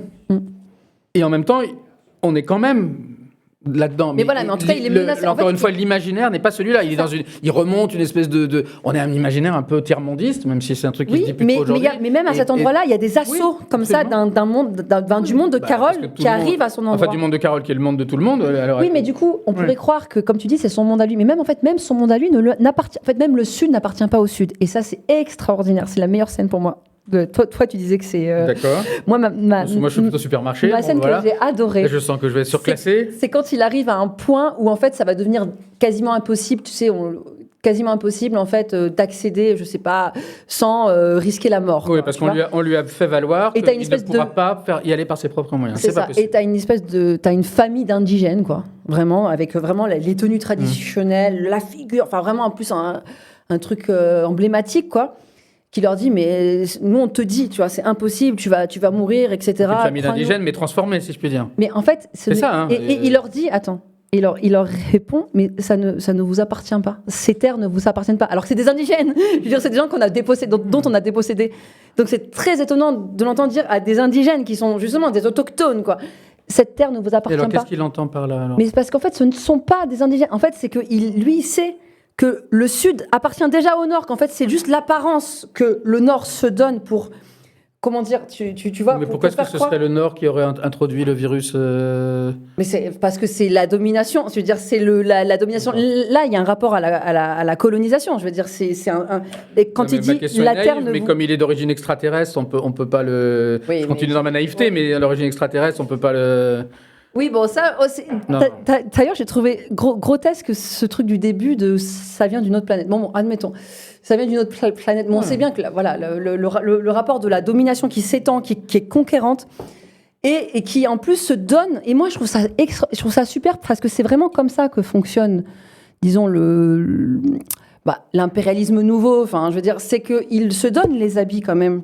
je veux dire, même le rapport à l'identité, tu vois, la question des identités, le néolibéralisme le traite pas comment dire, en interdisant, oui. voilà, en interdisant l'expression de singularité. On encourage au maximum. Voilà, culturel, c'est plutôt au contraire. Non, mais on respecte absolument, il n'y a pas de problème, etc. Ouais. Mais c'est juste que c'est entre leurs mains. C'est-à-dire qu'il faut les rendre absolument, il faut les neutraliser, il faut les rendre compatibles avec ce système-là. Il faut même, en fait, ces identités, elles deviennent des ressources pour comment dire. Alimenter la machine, quoi, pour qu'elle continue à fonctionner. C'est vraiment une machine comme ça, omnivore, quoi, qui peut se permettre, et qui est très maligne, qui est très fine. Et il y a une malignité qui aussi s'exprime à un autre moment qui est le dernier épisode. Peut-être qu'il faudrait parler du dernier épisode, qui est le début du dernier épisode, où on voit enfin la cérémonie. Voilà, la cérémonie de. Non, je voulais demander une précision parce que la scène dont tu parles ne m'a pas autant frappé que toi. Donc, il tombe sur une famille qui lui propose de l'aide, c'est ça? Mais moi, je crois même si. C'est ça, hein, parce qu'il ne peut pas traverser, je crois que c'est un fleuve ou un truc comme ça, si je me souviens. Et la famille dit on va t'aider. Non, lui, il demande jamais d'aide. Hein. Non, la famille lui dit on va t'aider, lui ne demande pas d'aide, ça c'est clair. Voilà. Effectivement. Et il leur dit. Alors qu'elle, effectivement, elle passe, même quand elle fait la gueule grave, parce qu'on comprend que c'est une femme à qui on la fait pas. En revanche, elle demande tout le temps de l'aide, ça c'est clair. Ouais, voilà. Il n'y a aucun moment où elle dit je vais subvenir à mes propres besoins, alors que lui, on a bien vu d'ailleurs à de nombreuses reprises, c'est comme ça qu'il est introduit. Enfin, il est introduit de deux manières, enfin, à vrai dire de trois. Il est introduit d'abord parce qu'elle l'appelle depuis un avion et il lui raccroche au nez. Elle l'appelle parce que je ne sais plus pourquoi. Peut-être parce que... Je ne sais plus pourquoi c'est elle qui... Lui, mais c'est parce qu'elle n'a pas réussi à convaincre tous les autres. Voilà, on lui dit il en reste un à convaincre. Et comme il parle espagnol et pense que ça va être plus facile, il raccroche au nez. 1. 2. On le voit qu'il est en train de noter des codes. Donc on se dit, lui, il est en train de faire un truc de son côté dans un décor qui n'est pas du tout celui de Carole. Un décor plus, voilà, disons, moins occidental. Et 3. Systématiquement... Alors ça, c'est intéressant. D'ailleurs, j'ai mis un peu de temps à comprendre. Puisque je suis toujours chez Gilligan, c'est des gestes, ces trucs, c'est systématiquement, il gâche le repas qu'on a préparé pour lui. Non seulement il ne le mange pas, mais il le gâche, puisqu'on lui dépose un repas, qui est un repas paraguayen, bon, enfin, en tout cas, qui a l'air, c'est pas parce que c'est pas, bref, un bon repas, voilà. Et non seulement il ne le prend pas, il pourrait se contenter de ne pas le prendre, il est déposé de l'autre côté d'une grille, mais en plus, avec un bâton, il le renverse. C'est quand même pas rien, effectivement. Donc, il le renverse, hein, c'est pas nécessairement pour donner à manger aux animaux. Non, il choisit. À un moment, je crois qu'à un moment, il a un regard un peu quand même de convoitise. Ouais, presque de regret, il se dit, parce que on le voit, je sais pas si c'est lui qui mange de la bouffe pour chien. Si, il mange de la bouffe pour chien. Donc, à un moment, il se dit, peut-être je vais trop loin. Je sais plus bon, bref. Non, mais c'est vrai qu'il est absolument passionnant. Non, mais même si je veux dire je sais pas, on peut dire cinématographiquement, mais en tout cas, en termes d'image, quoi. Moi, j'ai trouvé ça assez fort quand même de nous figurer comme ça, cette famille d'indigènes habillés qui représente quand même dans l'imaginaire collectif ce qu'il y a de plus authentique en fait, de rapport à la terre et de leur dire à eux. En fait, tout ce qui vous appartient, vous l'avez volé. Alors que c'est pas des colons, c'est précisément ceux qui ont été dépossédés historiquement. C'est des gens qui, je veux dire, quand on voit cette... Et qu'en fait, c'est vrai. C'est-à-dire parce qu'en fait, à ce moment-là, c'est des agents tu vois, et que lui disent, mais en fait, vous là, je sais qu'en fait, en gros, même vous, en fait, je trouve que c'est très fort, c'est une scène très très forte, qui est très, voilà, qui est et si très je me souviens bien, il doit être, quand il est hospitalisé, c'est au Panama, donc peut-être il est au Panama à ce moment-là, mais je ne veux pas dire de bêtises. Mais revenons effectivement sur le début du dernier épisode dont j'ai parlé avec un ami et que ça me fait comprendre que j'avais pas, encore une fois, elle n'a pas tout absolument compris. Je sais pourquoi d'ailleurs, j'ai pas tout compris. C'est que ces scènes, et là, peut-être, là je vais parler avec mon imaginaire à moi, c'est que ces scènes, on va dire un peu exotiques, m'ont mis mal à l'aise, voilà, souvent. Donc je sais que parfois je regardais un peu ailleurs, ces scènes. Mais pourquoi elle est tombée mal à l'aise ? Parce que justement, je l'ai trouvé un peu exotique. Voilà. Ouais. Mais moi, je pense malgré, que justement, c'est des scènes qui, pour le coup, sont critiques vis-à-vis de cette oui, je comprends bien. C'est-à-dire qu'il y a je veux dire, pour moi, c'est des scènes qui montrent l'instrumentalisation de la question identitaire, de la question culturelle, genre, mais regardez, on a un respect tu vois, de vos traditions, c'est très important, les traditions ancestrales, hein, c'est très important. Ouais. Et du coup, pour convaincre parce que du coup, ce dont on parle, c'est la scène où Oui, alors là maintenant, nous allons parler de la scène d'ouverture de l'épisode 9. Du dernier épisode. Et peut-être je peux noter en préambule que souvent, alors il n'est pas le seul Gilligan, mais je pense que Gilligan est celui qui a... je dirais, porté à une sorte de niveau quasiment de chef-d'œuvre, un truc qui est propre vraiment à la série contemporaine, qui est d'avoir une scène d'ouverture qui est détachée, ou en tout cas en apparence détaché Du de reste. la narration. Et comme une espèce. Et d'ailleurs, souvent, et ça on pourra en reparler aussi, mais maintenant c'est moins le cas, mais pendant longtemps, c'était les scènes aux États-Unis, en tout cas avant la première coupure pub. C'était comme une espèce de super bande-annonce, mais qui annonçait rien, puisqu'on voyait des personnages qu'on connaissait pas. Et il en a fait des magnifiques. Better Call Saul fonctionnait souvent comme ça, parce que tout à coup, on voyait l'image était plus en couleur, elle était en noir et blanc. On voyait Jimmy, il était plus avocat, il servait des donuts, et on comprenait rien. Voilà. Donc on va dire que c'est sa marque de fabrique. D'autres ont fait aussi, mais c'est un peu sa marque de fabrique. Bon, voilà. Oui, donc nous sommes là, c'est au Pérou. C'est ça. Et donc, c'est une scène où l'une des immunisées, des jeunes filles qui a été, donc, du coup, qui a échappé au virus, en fait, on comprend qu'elle fait le choix de rejoindre la fusion. Quoi. Elle accepte ce Oui, parce qu'en fait, on peut fusionner que si on consent à fusionner. Voilà. Donc, il faut les convaincre. Carole n'arrête pas de refuser, mais on nous en montre une qui accepte. Et du coup, donc, ils mettent en scène une cérémonie donc, où elle va enfin fusionner. Et donc, cette cérémonie, on se rend compte qu'elle est extrêmement, travaillée dans le respect des traditions de cette jeune fille, quoi. Et donc, du coup, tout est organisé comme ça pour, en fait, voilà, pour en faire comme un truc rituel qui serait... pour faire une espèce de grand rituel, etc. Qui serait conforme à une tradition qui en fait n'existe pas, puisque... Pour la mettre à l'aise. En fait, bref, on comprend que c'est une manipulation. Enfin, je veux dire, et on le comprend pourquoi, parce que dès que la fusion a lieu, en fait, tout le monde se barre, le décor, tout le monde se barre, tout le monde laisse tout en plan, les animaux sont le bétail est laissé, et c'est terminé, et il y a une espèce de grande indifférence à tout ça, neutralité. En fait, tout ça, c'était une mise en scène qui est de l'ordre de la manipulation, quoi. Donc ça, évidemment, que pour que ça raconte quelque chose aussi d'un type de domination qui est extrêmement contemporain, qui est celui, voilà. Non, alors maintenant, c'est un peu un mot-clé qu'on sort un peu comme ça, mais qui est celui quand même du néolibéralisme, quoi. Et je pense que même le mot pluribus, en fait, raconte un peu ça, parce que pluribus, ce qui est étonnant, parce que c'est censé être une série sur une espèce de fusion, tu vois. Donc le problème, ce serait le grand nous. Or là, c'est pas ce qui est raconté, c'est que la particularité de cette grande fusion, c'est qu'elle se fait quand même au nom, en fait, en respectant prétendument les individus. Oui. Donc, mais c'est ça le néolibéralisme. Pluribus, c'est un mot. En fait, ça veut dire pluriel, et il y a quand même le 1 dans le pluribus. Enfin, tu vois, c'est comme ça que c'est écrit. Donc en fait, mais pluribus, c'est un mot qui est dans la devise américaine. Pluribus. Oui, dans la convention. Oui, pluribus per unum ou quelque chose comme ça, c'est l'air de. C'est ça. Mais là, le fait qu'il y ait un 1 dans le pluribus, en fait, il y a quelque chose qui est de l'ordre de. En fait, c'est le pluriel dans l'union. C'est-à-dire que l'union est plurielle, ou voilà, bref.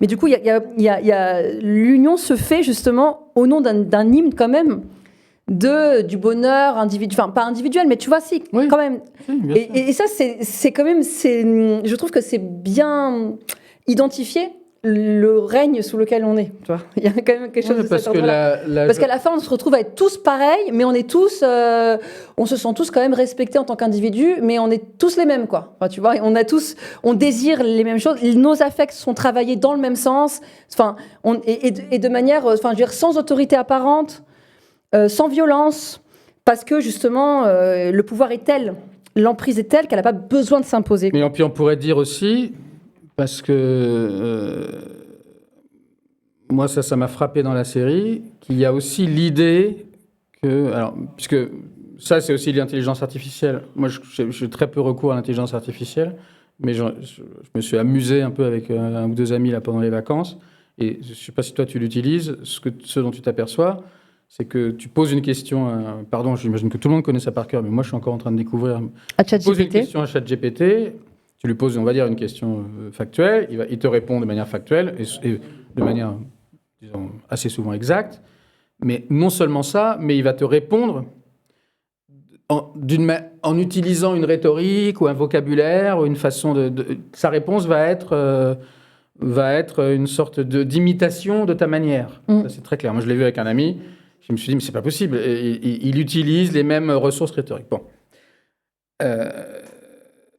Ça rejoint un truc que je voulais dire, c'est-à-dire que Carole, pour l'amadouer, les individus qui n'en sont pas, essaye de enfin, les individus qui n'en sont pas connaissent tout d'elle, toute son histoire, tout ce qu'elle a vécu, notamment son histoire d'amour avec sa compagne qui elle, je crois qu'elle carrément meurt, d'ailleurs au début, très vite. Et donc, à plusieurs reprises, pour lui montrer qu'ils sont bien intentionnés, je ne sais plus quoi d'ailleurs exactement, j'ai oublié, mais il lui offre quelque chose où il la mène dans une situation dont ils savent qu'elle aime ça, quoi. Et là, il y a aussi une idée qui est je trouve, pernicieuse, c'est, alors moi je le dirais comme ça, que l'être humain aime que ses désirs soient satisfaits, ou que l'être humain a en batterie un certain nombre de désirs finis, et que, on sait que tu aimes bien le whisky, tu as mis une bouteille de whisky, tu vas être contente. Oui, hein. Absolument. Alors, il y a une scène comme ça, beaucoup plus tard dans la série, au moment où les choses, où Carole est en train d'évoluer, et où on pense, ça je dirais, pareil, c'est pas totalement réussi, mais bon, c'est tellement compliqué de réussir une série comme ça, où on pense qu'elle va peut-être accepter, elle aussi, la transition, et le café de ses débuts, le diner où elle allait pour écrire, et qui pour elle était tellement important, parce que c'est là qu'elle a commencé à écrire, et ce truc qui a disparu, en fait, avant même l'événement, qui a disparu de toute façon, a été recréé à l'identique, y compris la serveuse qui s'occupait d'elle et qui lui permettait, dit-elle, de prendre juste un café et de rester des heures, resserver le café, voilà. Et là, là, elle finit. D'abord, elle n'en revient pas, elle dit, mais c'est incroyable, comment vous avez fait, vous avez réussi. Et puis elle comprend que... c'est trop. Elle comprend que c'est trop, voilà, c'est trop, et donc elle comprend que tout ça n'a pas été fait pour lui faire plaisir, mais a été fait pour la convaincre. Pour la manipuler. Pour la manipuler, parce que pour l'amener à la transition. Voilà. Et donc là, c'est une des choses, que c'est pas la seule, qui va faire que non, là, ça suffit maintenant. Mais oui, donc il y a cette idée, parce que d'ailleurs, c'est souvent un truc qui m'a beaucoup frappé dans les films américains, parce que on va peut-être venir quand même à un autre aspect, peut-être un peu moins directement politique, je sais pas.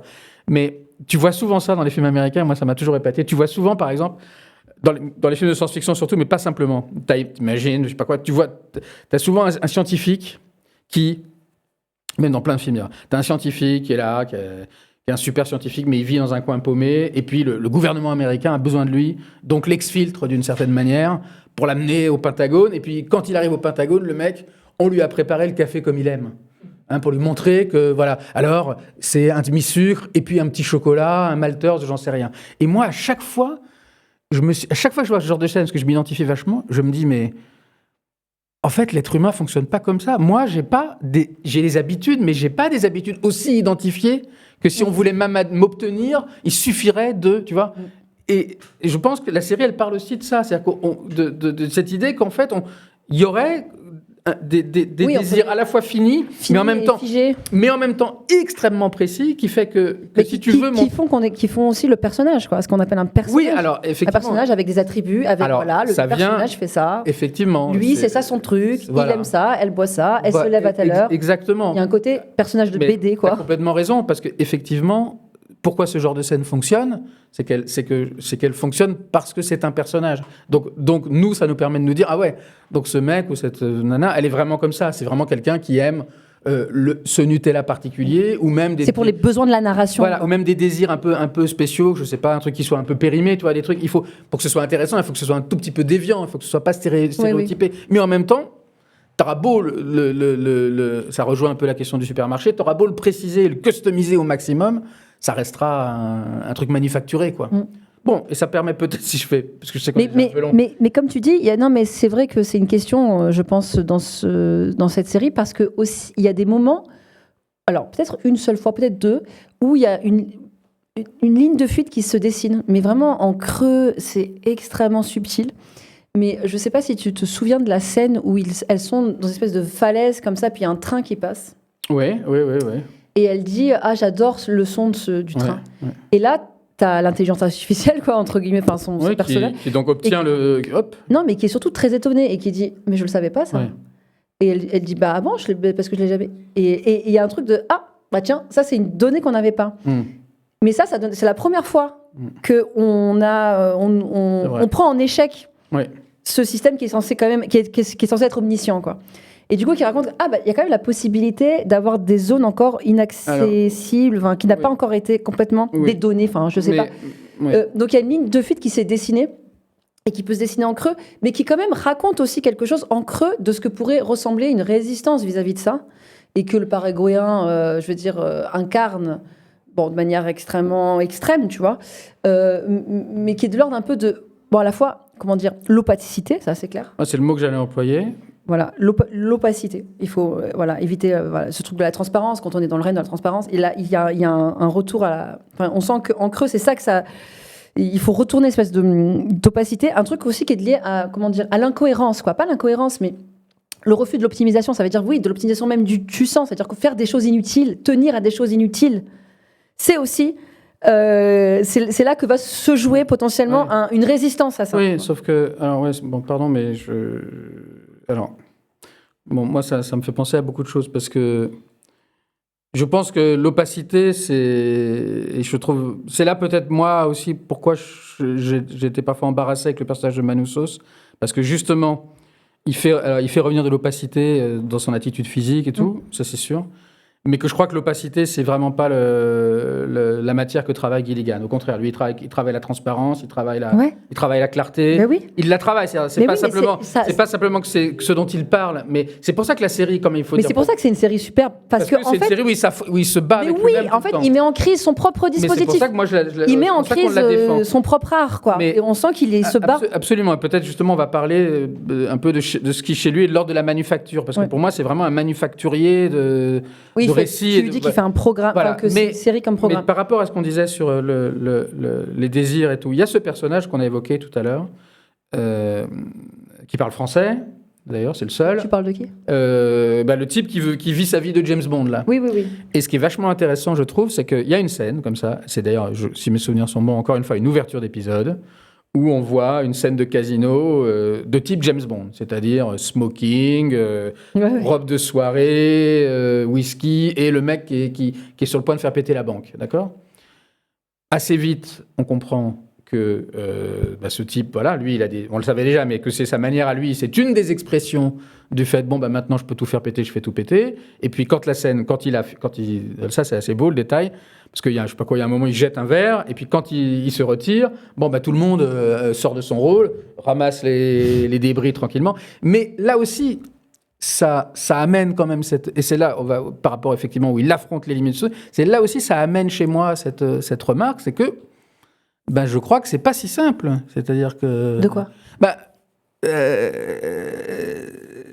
Je veux dire, c'est-à-dire que ce personnage-là, moi, m'embarrasse un peu parce que c'est un personnage... Alors, certes, il n'est pas très important, mais c'est un personnage qui cherche, à travers lequel passe quand même l'idée que si tout nous était possible, nous saurions quoi choisir. Voilà. Et ça tombe bien, parce qu'en plus, lui, ce qu'il choisit, c'est stéréotypé. Et ça fait appel à des représentations cinématographiques connues. Donc évidemment, Gilligan, il se fait plaisir. Moi, je trouve que la scène, elle n'est pas très réussie d'un point de vue cinématographique. C'est-à-dire, je trouve que c'est pas son imaginaire à Gilligan. D'ailleurs, ce que j'aime chez Gilligan, je me permets d'avancer encore un peu, c'est quelqu'un chez qui, je pense, l'imaginaire cinématographique est pas très présent. Ce que j'entends par là, ça veut pas dire qu'il travaille pas les images, du tout. Ça veut dire qu'il ne regarde pas vers le cinéma. Il regarde pas vers le cinéma. Lui, comme tu disais tout à l'heure, pour moi, son truc, c'est le Playmobil, c'est le petit. C'est vraiment l'idée, la série, c'est du petit, je travaille le petit. Donc, il travaille pas cette espèce de grand truc avec beaucoup de figurants et une espèce d'imaginaire. C'est pas du tout son truc. Et moi, cette scène, je la trouve assez ratée. Et je me dis, est-ce qu'elle est ratée ? Je pourrais dire, est-ce qu'il fallait qu'elle soit ratée ? Parce que une des choses qu'elle a à dire, c'est que c'est pas vrai, qu'on sait. Oui. On sait ce qu'on aimerait pour se faire rêver. Si on tombait sur un... C'est le but, quoi. Le génie, tu vois, le génie qui sort de la bouche et les 3 vœux, c'est pas vrai. Bon. Ou est-ce que, au bout du compte, pour nous, c'est la même chose, hein, mais où est-ce qu'elle est ratée ? Oui, parce que, la même chose. Non, pour nous, comme résultat, mais cette scène, moi, je me disais, c'est marrant parce que ça passe pas. Ouais. Et d'ailleurs, il est curieux. Mais... je ne veux pas dire de bêtises, mais l'acteur, il est curieux parce qu'il est... on est tout proche. Là, il est noir. On est tout proche du, le noir fêtard dansant. Et en même temps, on n'y va pas non plus. Donc le mec, il n'est pas non plus... Et puis, c'est un noir, il est quand même entouré, il y a presque un imaginaire de clip de rap, hein, il est quand même dans un jacuzzi. Donc on se dit, là aussi, on sent Gilligan... Non, là, c'est clair, le traitement du Mauritanien, c'est un peu compliqué. Non, mais oui, mais il joue avec, mais il ne sait pas trop. Oui, il ne sait pas trop, parce que je pense que ce n'est pas quelqu'un qui... comment dire ? Je ne sais pas... Ce avec quoi il joue, c'est pas vraiment des représentations... il n'est pas très à l'aise avec les clichés. Lui, ce qui l'intéresse, encore une fois, c'est C'est les trucs. C'est le jeu de construction, c'est les trucs, ouais. C'est des espèces de jeux de construction, et là-dessus, il est hyper fort. Je pense qu'il est beaucoup plus fort que les autres. En revanche, quand il s'agit de mobiliser un imaginaire qui existe déjà, parce que lui, son truc, c'est de fabriquer en cours de route. Mais quand il s'agit d'imaginaire, et donc éventuellement d'être critique par rapport à cet imaginaire, oui, critique au sens fort, pas juste à dire c'est pas bien, peut-être en fait, il est moins à son affaire. La difficulté qu'on a à identifier si en fait là il a une distance vis-à-vis de ce qu'il produit, ou si au contraire il est en train de vouloir, d'endosser, de le faire volontairement pour pouvoir, c'est que il me semble que ce qu'il est en train de faire dans cette série, donc ce que je disais tout à l'heure, c'est qu'effectivement il met en crise son propre geste esthétique, mais il le met en crise en le faisant advenir en fait. Alors, du coup, il y a un truc, je le fais advenir, mais pour pouvoir en fait m'en sortir. Parce que son propre geste esthétique, pour moi, c'est que c'est le seul à dire. Tous les autres, même ceux qui font des séries géniales, même les Sopranos, tous les autres, c'est OK, la série, c'est un format limité. Moi, je vais essayer de faire péter la limite.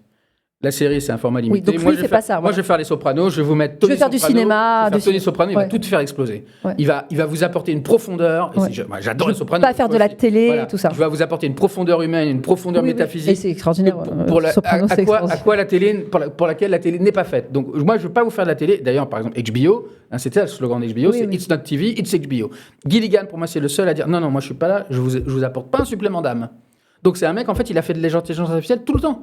Je fais de la série. Je fais de la série. Donc de l'automatisation de la narration. Je vous fais de l'infomercial, je fais des petites émissions, je fais des petits programmes. Donc du chat GPT. Exactement. Ouais. Et il a toujours fait ça. Et donc je trouve qu'effectivement, de sa part, et il est évident que c'est sinon prémédité, en tout cas ça a dû devenir conscient à un stade, il dit OK, là c'est mon meilleur ennemi, quoi. Et c'est là où, effectivement, la série, pour moi, il faut la défendre. Parce que le mec, il dit, OK, voilà, c'est mon meilleur ennemi, ChatGPT. Voilà, il fait face à lui-même, quoi. Mais encore une fois, je le redis, parce que c'est le seul que j'ai vu qui ne veut pas, qui ne fait pas une série contre la série. Ils le font tous. Et au bout d'un moment, c'est fatigant. Ouais. J'aime citer cet exemple qui est le créateur de Mad Men. Le créateur de Mad Men, il disait, ouais, moi, les coupures pub, vous les mettez où vous voulez, c'est pas mon problème. Non, Gilligan, non. Lui, tu vois bien, quand il construisait les épisodes de Better Call Saul, c'était sur AMC. Donc là, c'est différent, c'est Apple, il n'y a pas de coupure pub, c'est une plateforme. Tu voyais bien qu'il construisait sa narration par rapport aux coupures. Il disait pas, moi, je suis un artiste, j'ai mon propos à développer, et puis vos conneries, vous les mettez. Ce qui est marrant d'ailleurs, pour une série sur la pub comme Mad Men, de pas se soucier des coupures pub, il y a quand même un petit problème. Lui, au contraire, c'est, non, OK, vous me donnez, mon premier segment, il fait 4 minutes 34 secondes.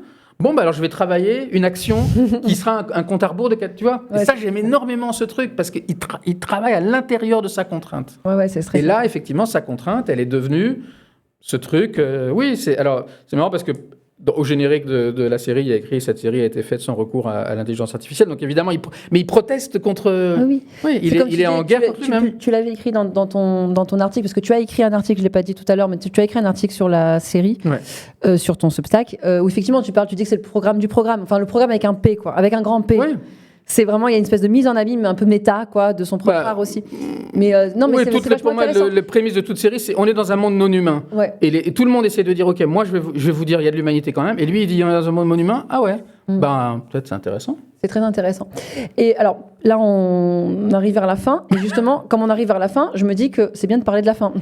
Et ça va parfaitement avec... ça va très bien dans la continuité de ce qu'on est en train de se dire, puisque si on part effectivement du concept que là, il est en train de se mettre en crise, en fait, la scène finale, qui peut être décevante par ailleurs, pour certains, qui peut être décevante, c'est la bombe atomique. Bon, c'est en fait le recours à l'extrême violence, mais le recours à quelque chose qui fait péter le cadre, qui était censé être la contrainte qui devrait... que normalement il assume, etc. Mais on sent qu'en fait il arrivait... Je sais pas, il y a un truc on arrive au bout de quelque chose, il faut que quelque chose advienne. Pour que cette chose advienne, pour sortir, en fait, faut que le récit reprenne, quoi. Faut que le récit reprenne, faut que ça réexiste, faut qu'on réexiste, il faut réexister, il faut redevenir humain. Et il y a ce truc de la bombe atomique qui est en fait un pur symbole, parce qu'on sait bien qu'elle va pas l'utiliser, ça n'aurait pas vraiment de sens. c'est un pur symbole qui raconte ça. Alors, qui est un truc de... Ouais, bah moi je voudrais bien qu'on revienne aussi quand même sur Manouzos parce que je pense qu'il y a deux, trois choses que moi je voudrais t'entendre dire. Enfin, je sais pas lesquelles. Tu veux m'entendre dire des choses ? Non, je veux dire parce que justement, moi ça m'a éclairé. Non, le truc de la bombe atomique, il est très clair. C'est que lors de ces échanges avec ce personnage, donc il faudra quand même qu'on dise le nom parce qu'il est très important, mais on nous l'a oublié tous les deux. Elle lui dit en gros, vous me donnez ce que vous voulez. En gros, vous me donnez tout ce que je veux, même une bombe atomique. Elle lui dit ça, genre 4 épisodes plus tôt. Ouais. Même une bombe atomique pour le mettre au défi. En gros, tout ce que je vous demande, n'importe quoi, même le truc le plus à la fois aberrant et meurtrier, vous me le donnez. On sent une petite hésitation et elle dit oui. Bon. Et puis il y a tout le. Ça c'est pas avec elle, mais ça c'est avec. Ah, c'est peut-être avec un autre. Un autre, mais c'est pas. Mais ouais, oui, effectivement, c'est peut-être dans l'hôpital, peut-être, je sais pas. Non, c'est un espèce de livreur DHL. Ah oui, c'est là où il y a vraiment la scène très ChatGPT, puisqu'elle lui pose des questions. Oui, et le mec répond. Bref. Et puis la série se développe un peu comme on a raconté, c'est-à-dire qu'elle s'habitue un peu bien à la situation. Il y a un enchaînement de scènes dans des destinations exotiques aussi, enfin des destinations, disons, de vacances. Là aussi, c'est intéressant parce que dans chacune des scènes, au début, je me dis, oh, c'est pas mal quand même d'aller. Puis après, je me dis, non, en fait, c'est marrant parce que voilà, je me dis, en fait, j'aurais aucune envie d'y aller. Bon, bref. Donc, elle a un début d'histoire d'amour avec ce personnage dont vous avez oublié le nom. Et puis. Donc, il y a un personnage qui n'existe pas tout à fait, enfin, dont le consentement n'est pas réellement. Exactement, voilà. Il y a aussi cette. Non, mais parce qu'elle faisait la leçon, parce que c'est un truc qui répond à quelque chose aussi, c'est qu'elle faisait la leçon aux Mauritaniens pour lui dire, mais tu sais que quand tu couches avec ces femmes, en fait, c'est quasiment du viol, quoi. Oui. Parce que, en fait, ces femmes ne sont pas conscientes de. Et on la retrouve quelques épisodes après à faire exactement la même chose, tu vois. Donc dans le dernier épisode, Manouzos arrive finalement à Albuquerque qui retrouve Carole. Lui, il a recours quand même à des méthodes, en tout cas dans le cadre d'une série qui ne l'est pas du tout, pour les raisons qu'on a dites, des méthodes un peu violentes pour voir si le codage qu'il a fait, le décodage, évidemment on n'y comprend rien, fonctionne.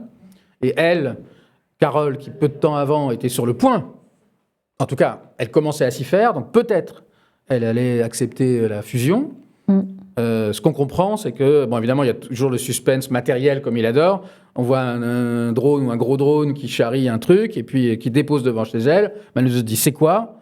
Elle dit c'est une bombe atomique et elle dit en gros, bon ben, en fait, ce qu'on comprend, c'est que comme eux sont vraiment capables de satisfaire tous ses désirs, y compris les plus destructeurs, bah, elle peut décidément pas faire équipe avec eux. C'est ça que ça veut dire. Oui, d'accord. Non, elle va pas l'utiliser, quoi. Non, elle va pas l'utiliser. Ça prouve que moi, vraiment. Non, c'est pas. Non, mais moi, je pense moi, c'est comme ça que mais moi, je pense que les deux sont possibles. C'est-à-dire. En même temps, ça veut dire qu'à la fois, ça raconte. Tu vois bien qu'on peut pas rester comme ça, parce que regarde ce qu'ils m'ont filé, quoi. Ouais. Ces connards, quoi. Ils m'ont filé une bombe atomique. Et aussi, il faut que ça. En fait, là, il faut employer tous les moyens. Enfin, il y a quelque chose de. Il faut péter le programme, en fait. Le programme, il faut faire quelque chose. Il faut sortir, il faut que l'événement revienne. Et donc, je veux dire, c'est quand même le symbole de la fin, mais qu'il faut que quelque chose finisse pour que ça reprenne, en fait. Tu vois ce que je veux dire ? Oui. Puisque c'est ça, le monde dans lequel ils sont enfermés, c'est justement un monde où il n'y a pas de violence, où rien ne doit... Là, c'est le symbole vraiment ultime de l'événement, pour le coup. La bombe atomique. Mais dernière chose, peut-être avant de clore, question à moitié rhétorique, en tout cas question critique. Est-ce que tout ce que tu as décrit autour du personnage de Manouzos et la manière dont ce personnage quand même est un moyen de description et d'analyse des rapports Nord-Sud, est-ce que tu dirais, si tu peux me permettre, est-ce que tu dirais que ça fait pour toi partie du programme politique de la série, ou est-ce que c'est des choses que Gilligan, c'est des impensés, tu veux dire, avec lesquelles il se retrouve sur les bras parce que, je sais pas, parce qu'il s'est dit tiens, j'ai un personnage féminin, tiens, je vais avoir un personnage masculin, tiens, j'ai un personnage de féminin blanc, donc je vais prendre un personnage masculin pas blanc, et que est-ce que c'est est-ce que c'est juste qu'il est conséquent, ce qui est déjà génial, avec la matière qu'il s'est donnée, qui est quand même déjà, je trouve, une définition. Mais moi, je pense ou est-ce que c'est quelqu'un qui s'est dit ok. Ouais, question très rhétorique, parce que la question de l'intention n'est pas... Ouais, c'est compliqué. Mais... Non, mais moi, je pense, honnêtement, que... Parce qu'on a repéré aussi, excuse-moi, un certain nombre de choses qui étaient, selon toi et moi, quasiment de l'ordre de la gaffe, ou de la bévue, tu vois, genre du truc... Ouf. Mais parce que moi, je pense qu'il a voulu se saisir... comment dire ?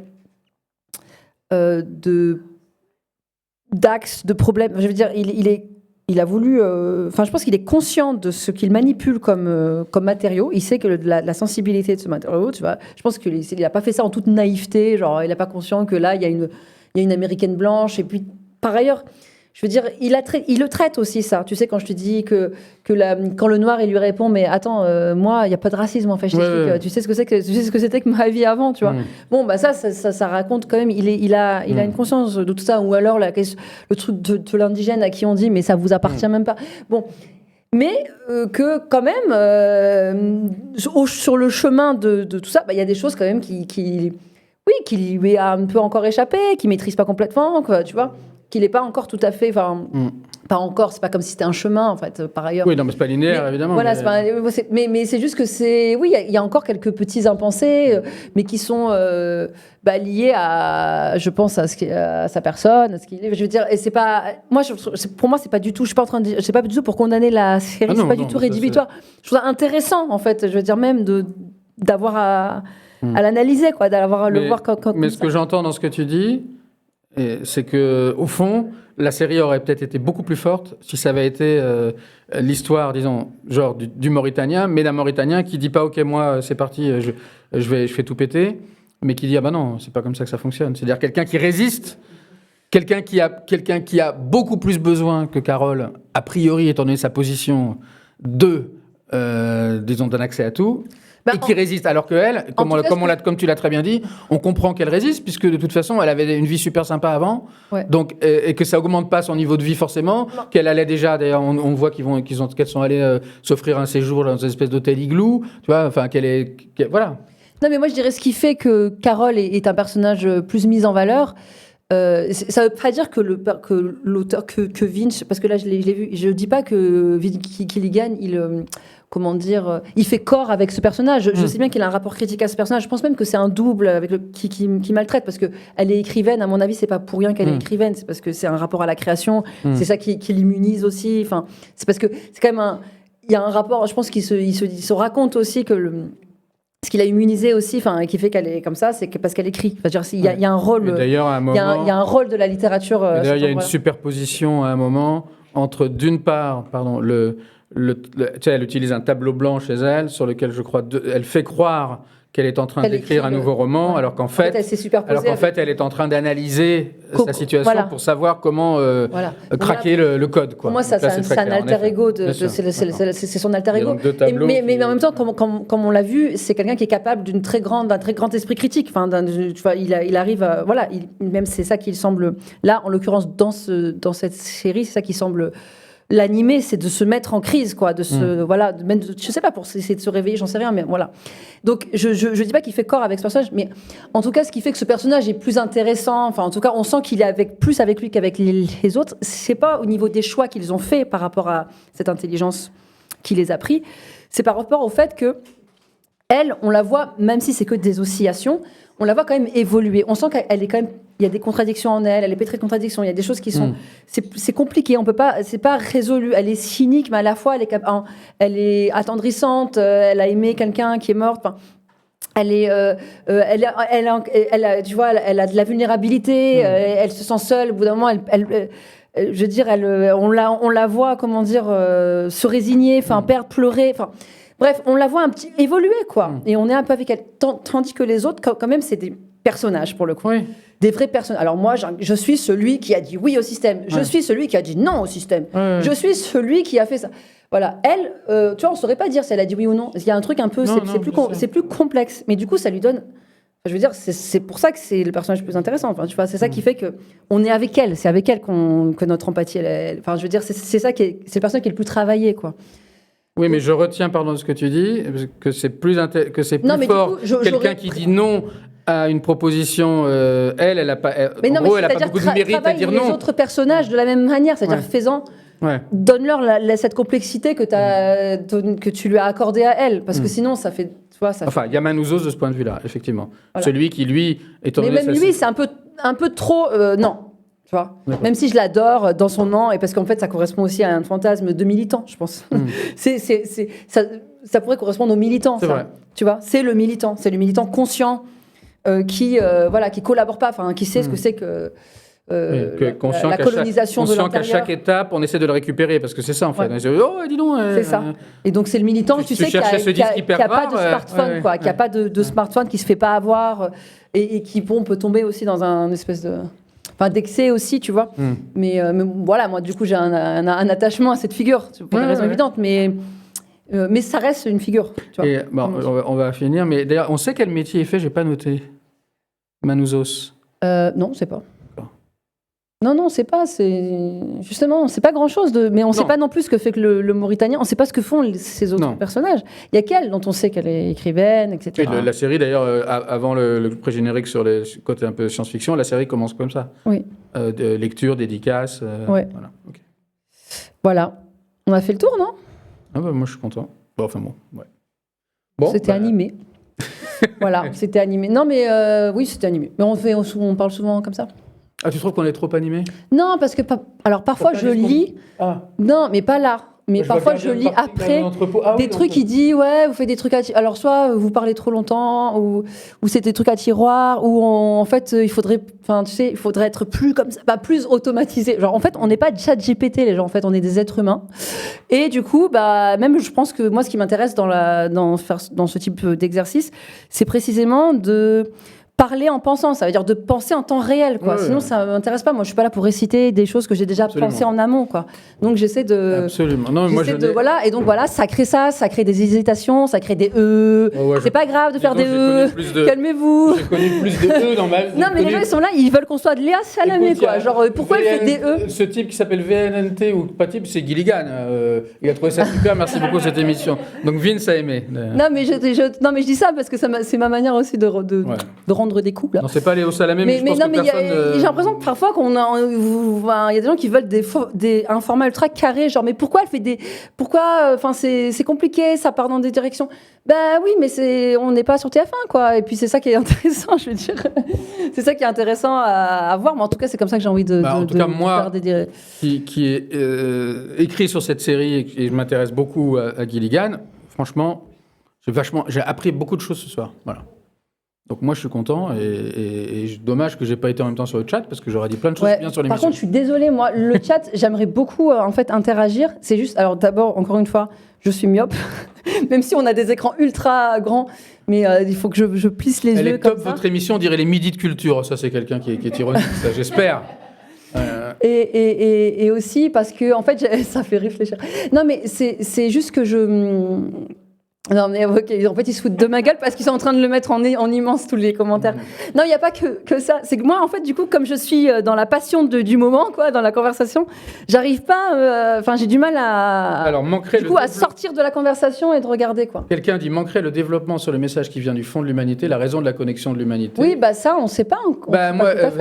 C'est quoi tel que je comprends l'intervention et puis on va peut-être pas continuer 3 heures encore. C'est que moi je pense que justement le truc que Gilligan ne veut pas faire et qu'on attendrait d'une fiction bien pensante, ce serait de dire, OK, en fait, ce qui définit l'humain, c'est ça. Oh, puis on a mis le doigt dessus, qu'est-ce qu'on est soulagé. Non, il veut absolument pas faire ça. Donc c'est pour ça que la série aussi est un peu ennuyeuse, c'est que cette Carole, elle oscille, mais il n'y a aucun moment où il y aurait un truc, je sais pas, un souvenir d'enfance. Certes, il y a le bruit du train, mais dans le bruit du train, il me semble qu'aussi, à peine, effectivement, elle l'a évoqué, que l'intelligence le recrée, non ? Il n'y a pas ce truc-là ? Oui, il le recrée. Donc en même temps, il y a aussi ce truc. Et puis voilà, c'est fait. On ne le savait pas, mais t'en fais pas. La prochaine fois, on ne fera pas d'erreur. Parce que, bon, c'est un autre truc, parce que je pense parce que ChatGPT fonctionne aussi comme ça. C'est-à-dire que si ChatGPT se plante sur un truc, moi je l'avais fait une fois, je l'avais déjà interrogé sur les 5 meilleurs critiques français, et j'étais pas dedans. Je peux te dire que la fois suivante, 20 minutes plus tard, je lui ai demandé c'est qui les 5 meilleurs critiques français, j'occupais les 5 premières places. Hein. Non mais c'est vraiment ça. C'est-à-dire qu'il actualise pour aller dans ton sens, ce qui est dingue. Mais bon, c'est une autre discussion. Non, c'est vrai. Mais en fait, on pourrait encore en parler, parce que là, tu m'as fait penser à un autre truc. Mais en fait, on va jamais s'arrêter. Vas-y, moi, ça me va, hein, tu sais. Mais non, mais je pense que c'est pour des raisons. Je sais pas, il y a des raisons. Il faut optimiser ou pas là ? Après, il y a l'émission. Après, il y a l'émission littéraire, il y a l'émission érotique, et puis après, il y a une rediffusion de films. C'est comme ça, non ? Et puis après. Alors, quand tu veux, si tu veux continuer. Vas-y, quelques minutes. Oui, s'il te plaît. C'est juste qu'à un moment, tu sais, quand elle est dans sa lune de miel là, avec cette personne qui n'existe pas tout à fait. Enfin bref, qui est Zoshia, merci. Tu le savais depuis tout à l'heure? Zoshia. Merci, Zoshia. Oui, Zoshia qui vraiment, est... désolé, les gens du chat. Un personnage qui est... Alors, Zoshia, d'ailleurs, qui est Zoshia, ok, merci. Donc voilà, lui, donc c'est qui est son interface en fait avec l'intelligence artificielle. Donc ils sont en lune de miel, etc. Et à un moment, et donc elle lui demande. C'est pas sa seule interface, parce que parfois elle a juste le téléphone. C'est interface numéro 1. Privilégiée. Et donc elle lui demande de dire je et non nous. Parce que sinon ça la perturbe, et je sais pas quoi. Donc l'autre elle se met à dire je. Et à un moment même, elle pousse l'exercice plus loin. Elle lui dit mais parle-moi de toi et dis-moi des souvenirs, des trucs vraiment. Tu vois, spécifique à ta personne, tu vois, à ton histoire, à ta singularité, etc. Et elle s'y prête au jeu, elle se prête au jeu. Et donc, elle a fait... c'est une scène qui est assez belle, en fait. Et donc, du coup, elle lui fait parler de glace, sensations, de choses... Non, de son enfance et de goût. C'est quoi ton goût préféré? Elle dit c'est la mangue. Ah bon, mais pourquoi? Et du coup, elle se met à se remémorer une scène d'enfance où il y avait le glacier, je sais pas quoi. Et donc, au début, c'est juste un truc type intelligence artificielle. Et en fait, on sent que limite, elle réveille quelque chose en elle. Il y a un truc qui se passe, une espèce de basculement. Parce qu'en fait, c'est comme si elle réveillait. Oui. Voilà, c'est la mémoire. Chose qui n'a jamais existé. C'est-à-dire que même si tu as la donnée, même si tu as toutes les données, il y a un truc quand même que tu n'as pas encore tout à fait, c'est l'affect associé à cette donnée. Ça, tu l'as pas complètement. Et donc, elle réveille cet affect-là. Et au moment où vraiment elle est prise dans ce souvenir d'enfance, tu sais, on croit même que ça y est, elle va sortir de l'intelligence. Enfin, on se dit, oh putain, elle est en train de défusionner, quoi, quasiment. Elle est en train de défusionner, de se décongeler tout. Et dès qu'il y a ça, et là, à un moment donné, il y a un bug, elle bug. Ouais. Donc on se dit, ah putain, elle bug parce que ça a provoqué ce bug. Et en fait, c'est parce que. C'est parce que Manouzo, c'est en train. Manouzo arrive. Mais du coup, on ne sait pas vraiment si c'est parce que. Tu vois, la scène, en fait, elle est coupée au moment où on ne peut pas savoir si elle est allée plus loin. Est-ce que ça aurait marché? Du coup, il y a quelque chose de l'ordre de l'irréversibilité. Enfin, on se dit que peut-être c'est réversible à ce moment-là. Mais parce que lui, Gilligan, essaye quand même d'aller jusque. Alors, on pourrait presque dire. Enfin, en tout cas, c'est ce à quoi ça fait penser là, que c'est la même chose que dans Better Call Saul, où il s'agit à chaque fois de toucher le moment où ça y est, il passe du côté obscur. Ouais. Toujours, et évidemment, on savait que c'était pas ce moment-là, puisqu'il fallait bien que la série se poursuive. Et du coup, il arrête. Ouais. Donc, et puis, en fait, on comprenait que cette fois encore, je sais pas quoi, Kim allait le rattraper, ou que cette fois encore, non, c'était pour la bonne cause, ou que cette fois encore, il avait une circonstance atténuante, son frère, ou je sais pas quoi. Donc, à chaque fois, il était sauvé, disons, voilà. Là aussi, il approche du moment où il serait sur le point de nous dire, oui, voilà, l'humanité, c'est ça, c'est le souvenir enfoui, enfin des choses que, de toute façon, il ne pourrait rien produire de nouveau. Hein. Oui, l'humanité, c'est ça, le souvenir enfoui. Et évidemment, ça bug. Effectivement, ça bug. Oui, mais c'est vrai que... c'est ce sur quoi on ne peut pas avoir de prise. En fait, parce que c'est ça, en fait, il y a un truc de recherche de ce qui fonde... tu vois, la substance essentielle de ce que c'est que l'humanité, tu vois, l'esprit humain, l'âme humaine, tu vois. Et le truc de l'âme, c'est l'endroit dont on peut pas, toucher, qu'on peut pas. Moi, j'y crois pas personnellement, mais personnellement. Hein, mais pourquoi tu crois pas? Qu'est-ce que tu crois, toi, du coup? Tu crois pas à l'âme, tu veux dire?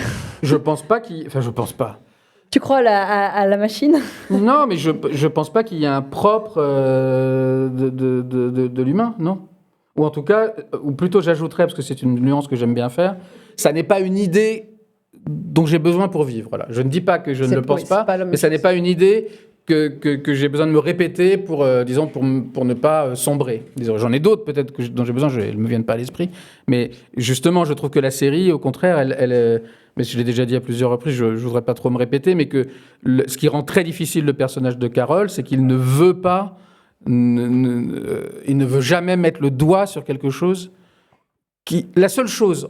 Et effectivement, c'est vrai, la seule chose qui fait d'elle un être humain, d'ailleurs déjà, il est précisé que les autres le sont aussi, mais la seule chose qui fait d'elle un être humain à part, c'est qu'elle n'a pas fusionné, de fait au départ.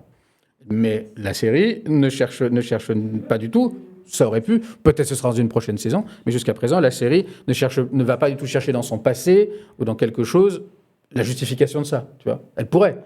Ça, des séries, des fictions américaines, et même pas américaines, l'ont fait 10 000 fois. Oui. Qu'elle aurait vécu un trauma, tu vois, surtout dans l'imaginaire, Dolores qui est le nôtre aujourd'hui. Hein, non, mais très facile de montrer qu'elle a échappé à ça parce que... On a quand même l'impression que l'origine, c'est c'est un rapport avec le fait qu'elle soit écrivaine. Bah, tu vois, bizarrement, je me suis pas du tout posé la question c'est parce que j'ai beaucoup mis, accepté. Non, mais t'as raison. Mais par ailleurs, comme tu dis toi-même, La scène, parce que elle se trouve pas bonne écrivaine. et elle est sans doute pas l'ouverture de la série, c'est elle devant un parterre de personnes qui sont béats et qui font genre ah, c'est magnifique que tu fais, alors qu'elle trouve ça ridicule.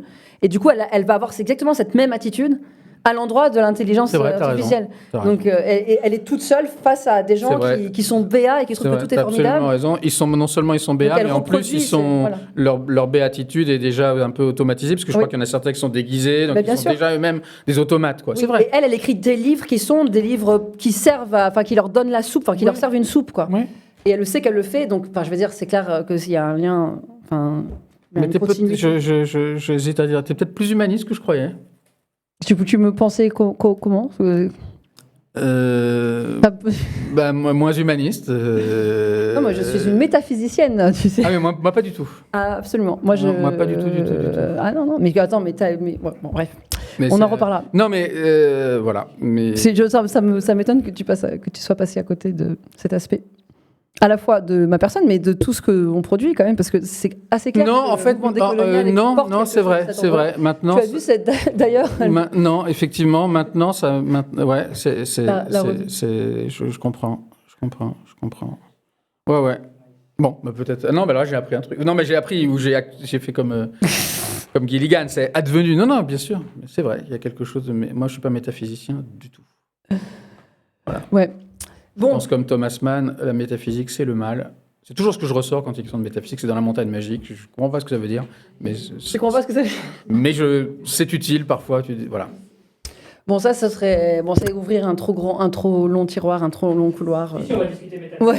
Non, mais en tout cas, je voudrais quand même le dire. J'en parlerai pour mon prochain livre, par ailleurs. Je voudrais dire, ça a une place importante. Mais non pas pour avoir le dernier mot, mais parce que je pense qu'on est d'accord là-dessus, puis on n'a même pas besoin. Mais moi, encore une fois, ce que j'aime chez Gilligan, c'est que c'est quelqu'un qui n'a pas cherché à humaniser cette forme a priori, disons, formatée par définition, qu'est la série télé. Il a cherché à voir ce que ce format pouvait produire. Et ça, moi, je trouve ça, c'est quelqu'un qui accepte les données, les contraintes, et qui dit, là, je peux peut-être faire un truc génial. Voilà. Mais là, il a touché, il a joué avec, tu sais, quand tu touches le ciel de Truman Show, là. Tu sais, il est en train de faire ça dans Pluribus. Absolument. Il est en train de faire ça, et c'est ce ciel. Effectivement, le ciel est toujours dans ces cas-là, le motif. C'est le ciel, soit écran, mais soit le ciel de la métaphysique, je veux dire. Oui. Parce qu'il est entre les deux. Mais en train de... mon article se termine par là, je vous y renvoie. Il n'y a rien de pire. Non, mais effectivement, c'est ça. Le ciel, c'est évident que c'est ça. Bon, cette fois, je crois que nous pouvons. C'est bon, hein. C'est bien d'avoir une espèce de post-scriptum. Ok, merci à toutes et à tous. Ouais, merci à toutes et à tous. Je vais le redire. Merci à toi, merci, Emmanuel. C'est toujours un plaisir. Je partageais. De parler avec toi. Ouais. Et je sais pas pour la prochaine. On sait pas encore. Et on a réussi nous à dépasser le trauma de notre propre automatisme, puisque une fois nous avons commis l'erreur de faire l'émission avant l'émission. Oui, c'est ça. Et donc d'arriver là déjà programmé, et c'est mieux quand même. Non, mais à chaque fois, on change. C'est mieux quand même. Voilà. Je sais pas si on évolue, mais à chaque fois, c'est des émissions différentes. Merci beaucoup. Bon, allez, à bientôt. Salut, à bientôt.